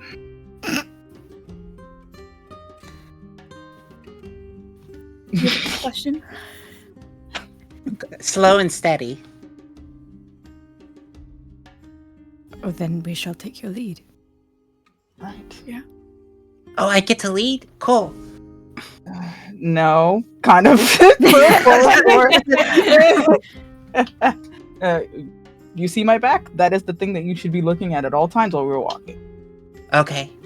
I think Alright. Lug blinks, having heard that definitely been said by Alia before, and is like, Probably an hour ago, honestly. Probably. Like, Real. The parallels. yeah. Amazing.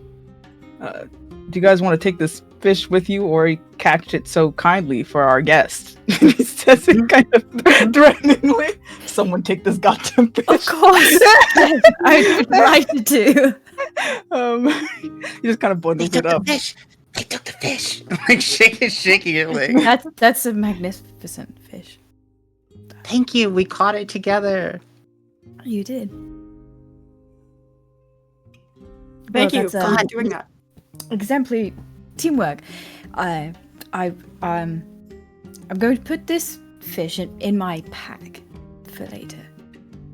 Right. Okay. Kind of looks at their pack, goes, "This is gonna stink the shit out of my bag." Like, try and fold it into their bag. Yeah, okay. What do you do with the fish? well, I've got a couple of decent campfire recipes. I think we could.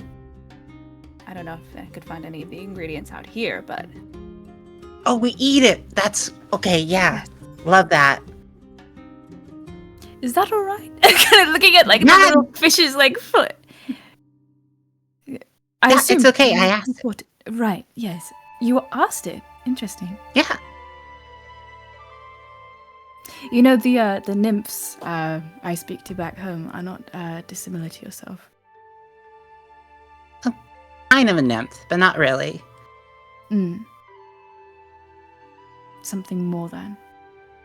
That fish is part of me, and I'm giving you part of myself. Ah.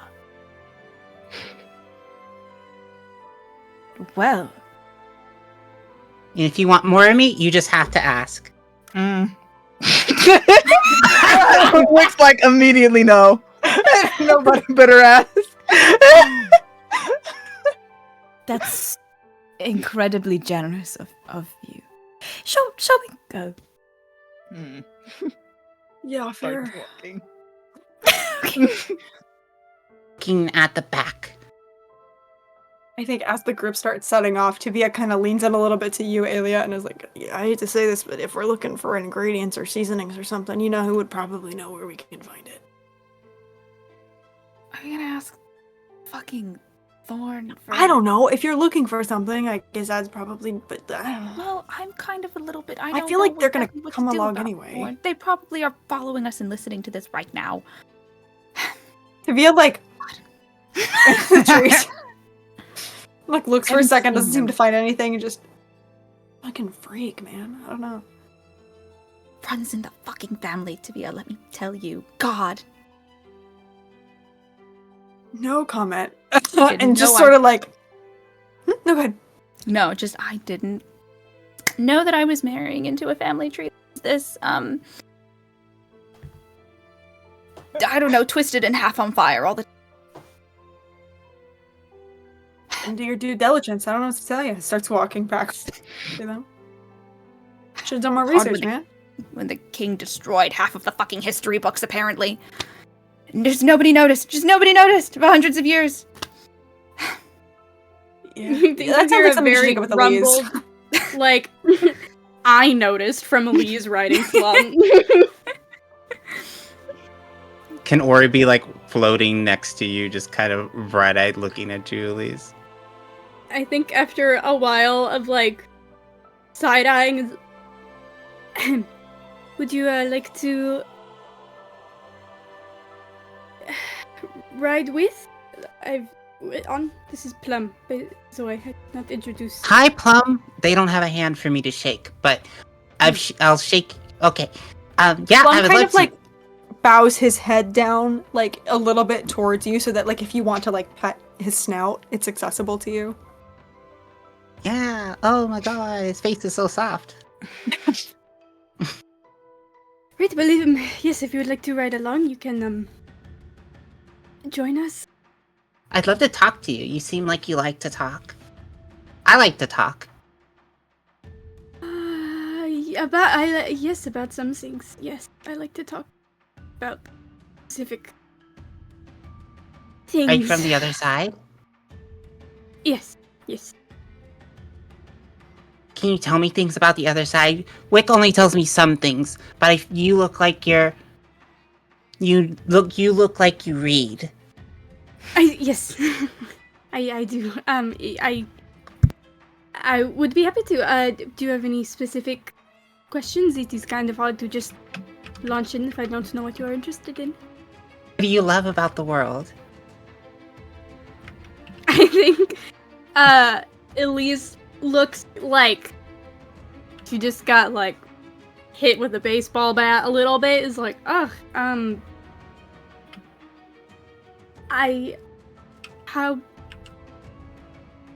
big it is.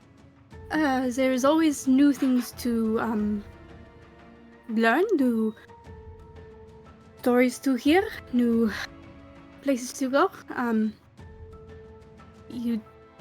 Even someone as old as I am has not seen even close to everything, and that is great. Do you have a favorite thing you've seen? You are...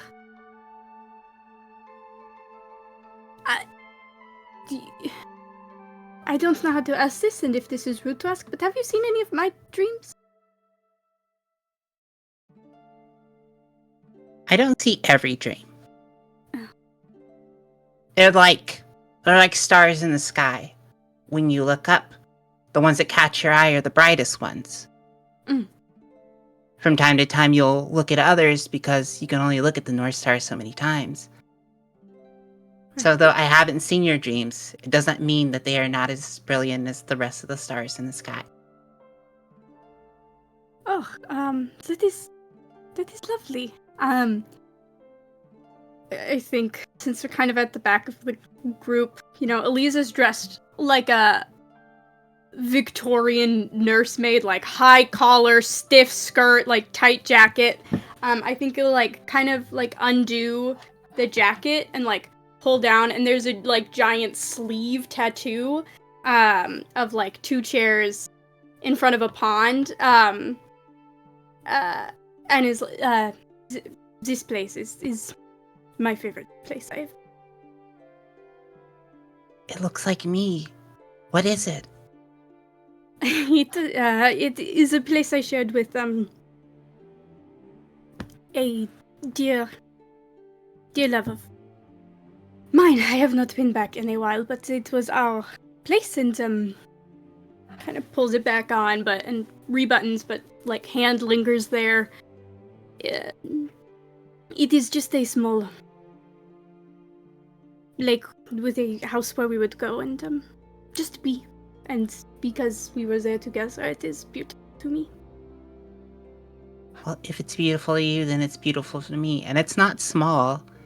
You made it sound very big. Yes, I think it is big because it has meaning, not in it. Do you have a wish? Many, many wishes. I can grant small ones.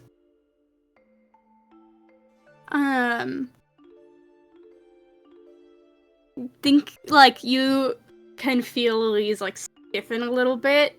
And it's like,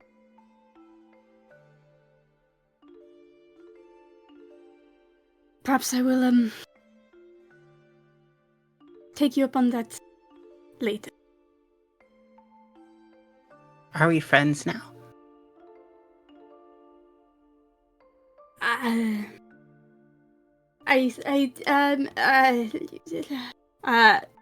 think Elite, like, I don't know how clear this would be to Ori, but like, Elise does not have many friends, nor many people who would even be like really interested in that, and so I think it's just like, if you would like. I like that very much. Then, yes, we can be friends.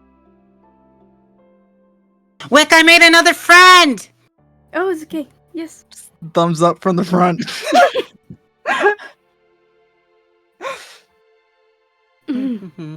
It's kind of like wraps their arms around your waist and is kind of humming as you'll ride on the horse.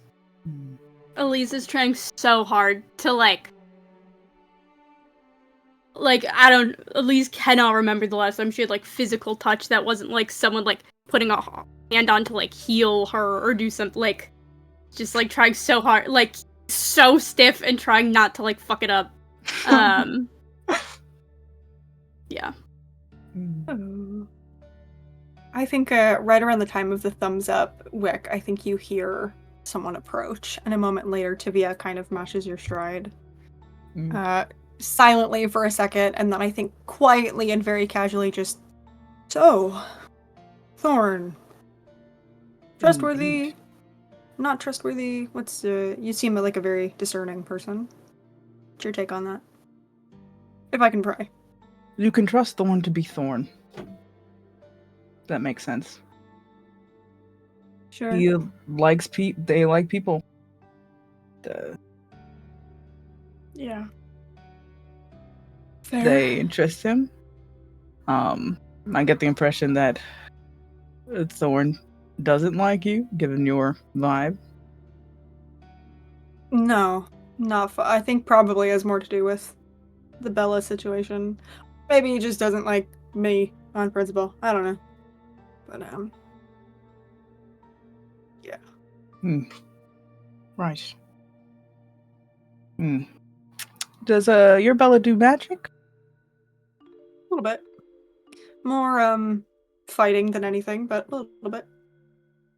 She well, I guess probably did more than before I met them. They used to be the like, I don't know what the kind of, I think over his shoulder turns to shout at Larkin.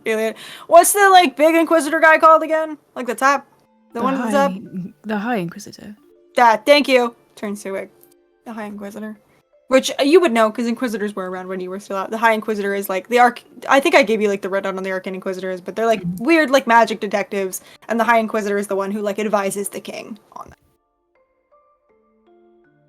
Right. I guess you have to be magical to do that probably, but they didn't do a huge amount around me, so yeah. Interesting. Yeah. Why? Just is the one that they were with, do they do little or big magic? I mean, I'll be honest, I don't know them as well as I know Bella, but she did sort of get a big divine god stick and completely rewrite reality outside and fuck everything up. So I'd imagine, like, to have the confidence to do that, you probably do some big magic pretty frequently. But also she's been in here for, like, 30 years. So even if she didn't before, probably doesn't now. Certainly doing it now. Right.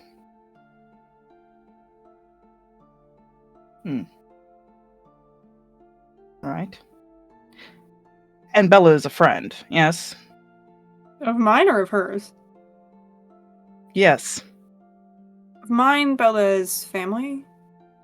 Of hers, I mean, we found this like journal entry. I think they might be like lovers or something similar, which is weird to think about because Bella's like basically my mom. But yeah, it's my understanding that she sort of came back here knowing how dangerous it was because they found out that Astra was here. So there's something for sure. But I also was not privy to that when I lived with Bella, so playing catch up a little. Do you play catch up a lot? These days, more often than not. I can understand that. My thing is piracy and stealing things and gold and paperwork around pirates. It's not really like royal lineages and magic and stuff.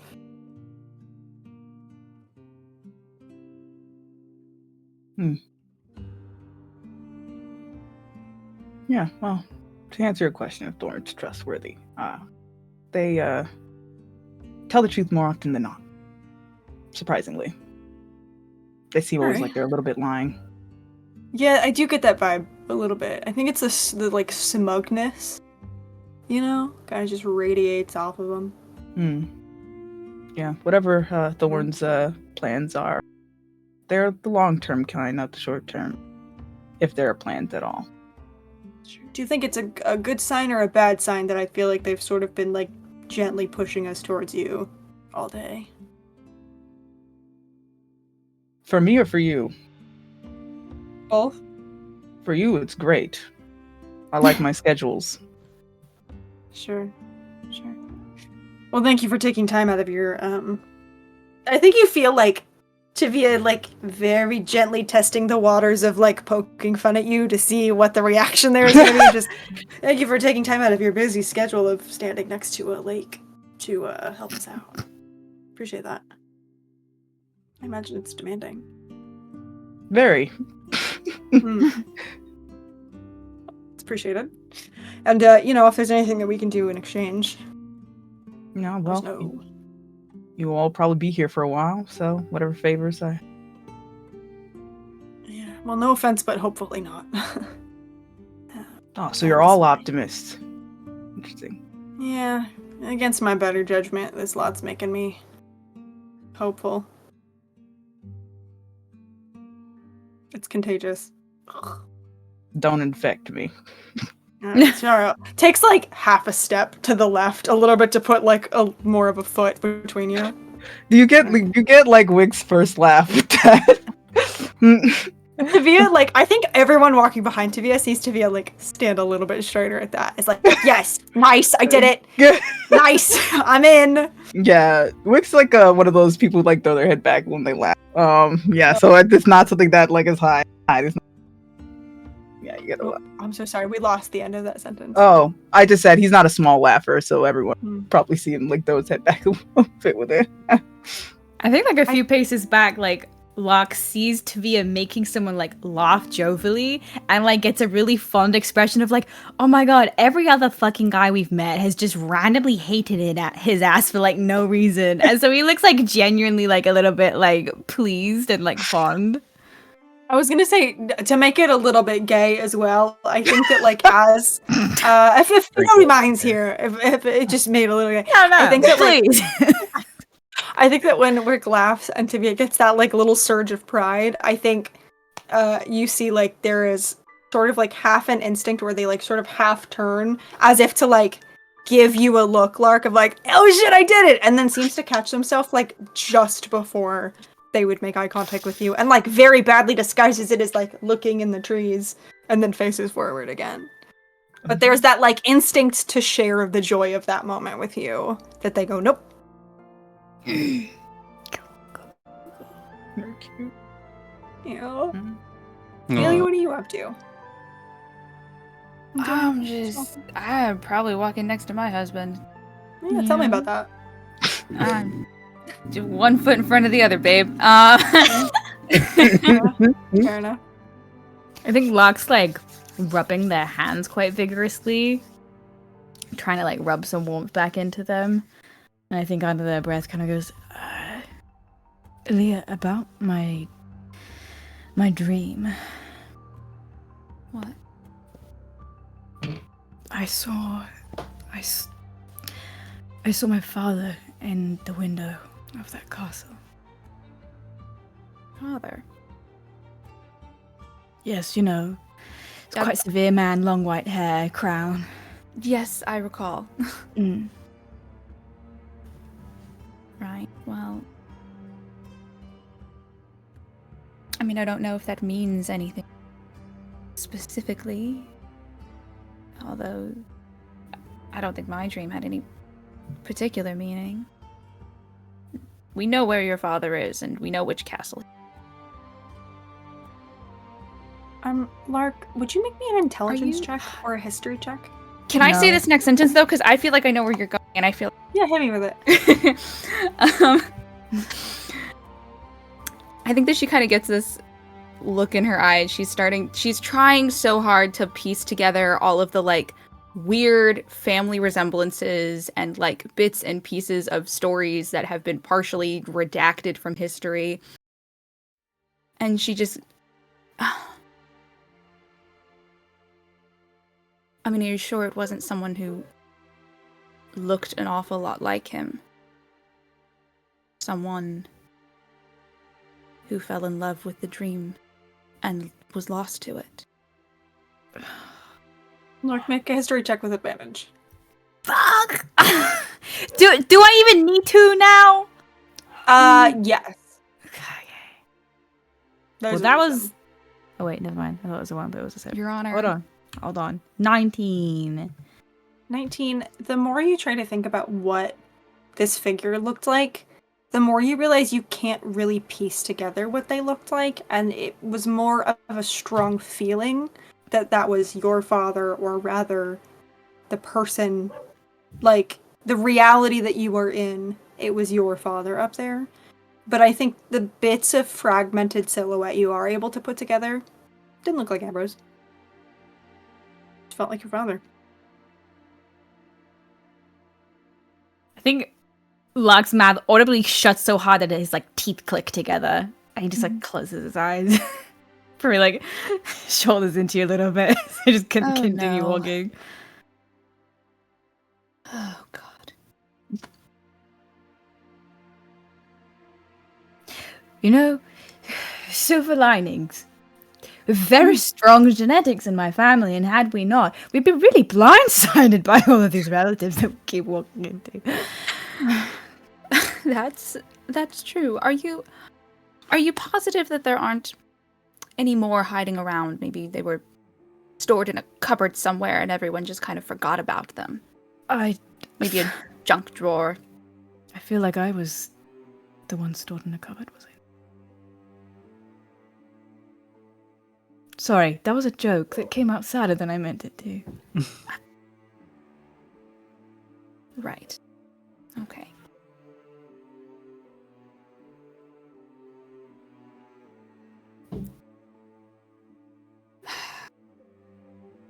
Have you given any thought?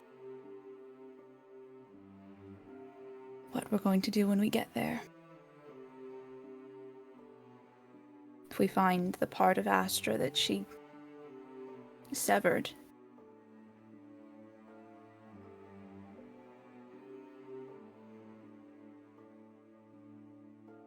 I don't know what that key unlocks, but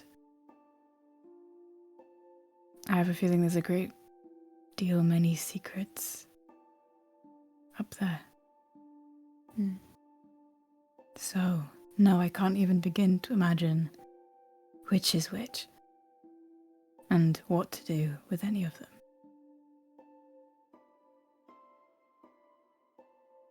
I think that Alia, like, seeing Lark, like, trying to warm up their hands, yeah, on instinct, the way that she has done, like, so many times before, like, takes them to imbue them with a little bit of that, like, morning dawn warm energy, and tries to and finds that she can't. that her hands are like almost as cold as Lark's. I think you just see like a little piece of like heartbreak in their face, and they just kind of like brush like one of those kind of like dry leaves out from your temple. We make a right pair, don't we? Little spot of bother and we fall apart. How are we meant to rule the kingdom? Oh, I have no idea. One step at a time, I suppose.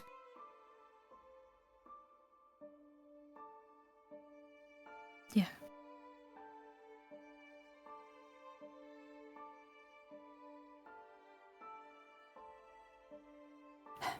On the plus side, it looks like Leah is endearing themselves to our guide, which is Surprising. good. Yeah. Was I alright? I was weird. Was I a little weird? What? Darling, you're gonna have to be more specific. Well, that's not fair. Fine. I see. I'm joking. What? I'm not allowed to joke now? That wasn't a joke. No, it wasn't.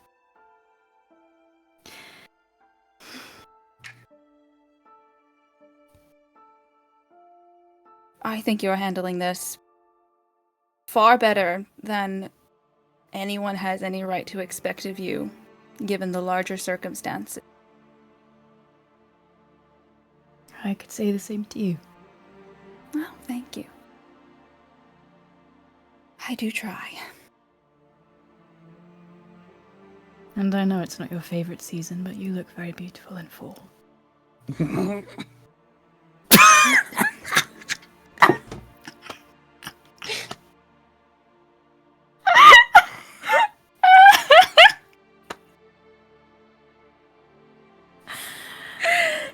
Oh my god.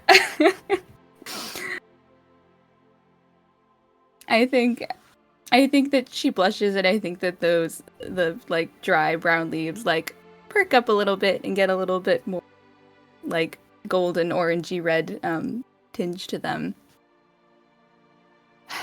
It is a bit of a change. But I don't know. I've been in Dawn for so long, I fear maybe I was forcing it a bit.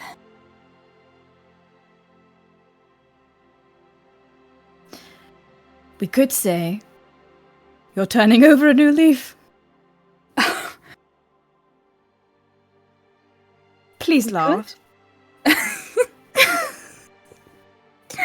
I think, like, genuinely, like, after kind of from the sheer exhaustion of the last few days, like, we've passed the giddiness event horizon, and kind of loses her shit a little bit. And I think with the sound of laughter echoing through the trees and one step at a time down the path, that's where we're going to end today. Thank you so much for joining us here at Tales from the Archives Reverie. Thank you so much to Barney and Briar for joining the cast. I'm so excited you're here. Also, I meant to say this at the break and then I forgot, but if you haven't seen it already on Twitter, you can find Wick and Ori's full, beautiful, gorgeous, incredible character art that TT did for this campaign there, along with a little bit about each of them. Go check that out on our Twitter. It's absolutely gorgeous. I've been staring at it nonstop for weeks. And I think that's all I have to say, other than thanks for being here, and we'll see you next Monday. And until we see you again, sweet dreams. Bye-bye. Bye.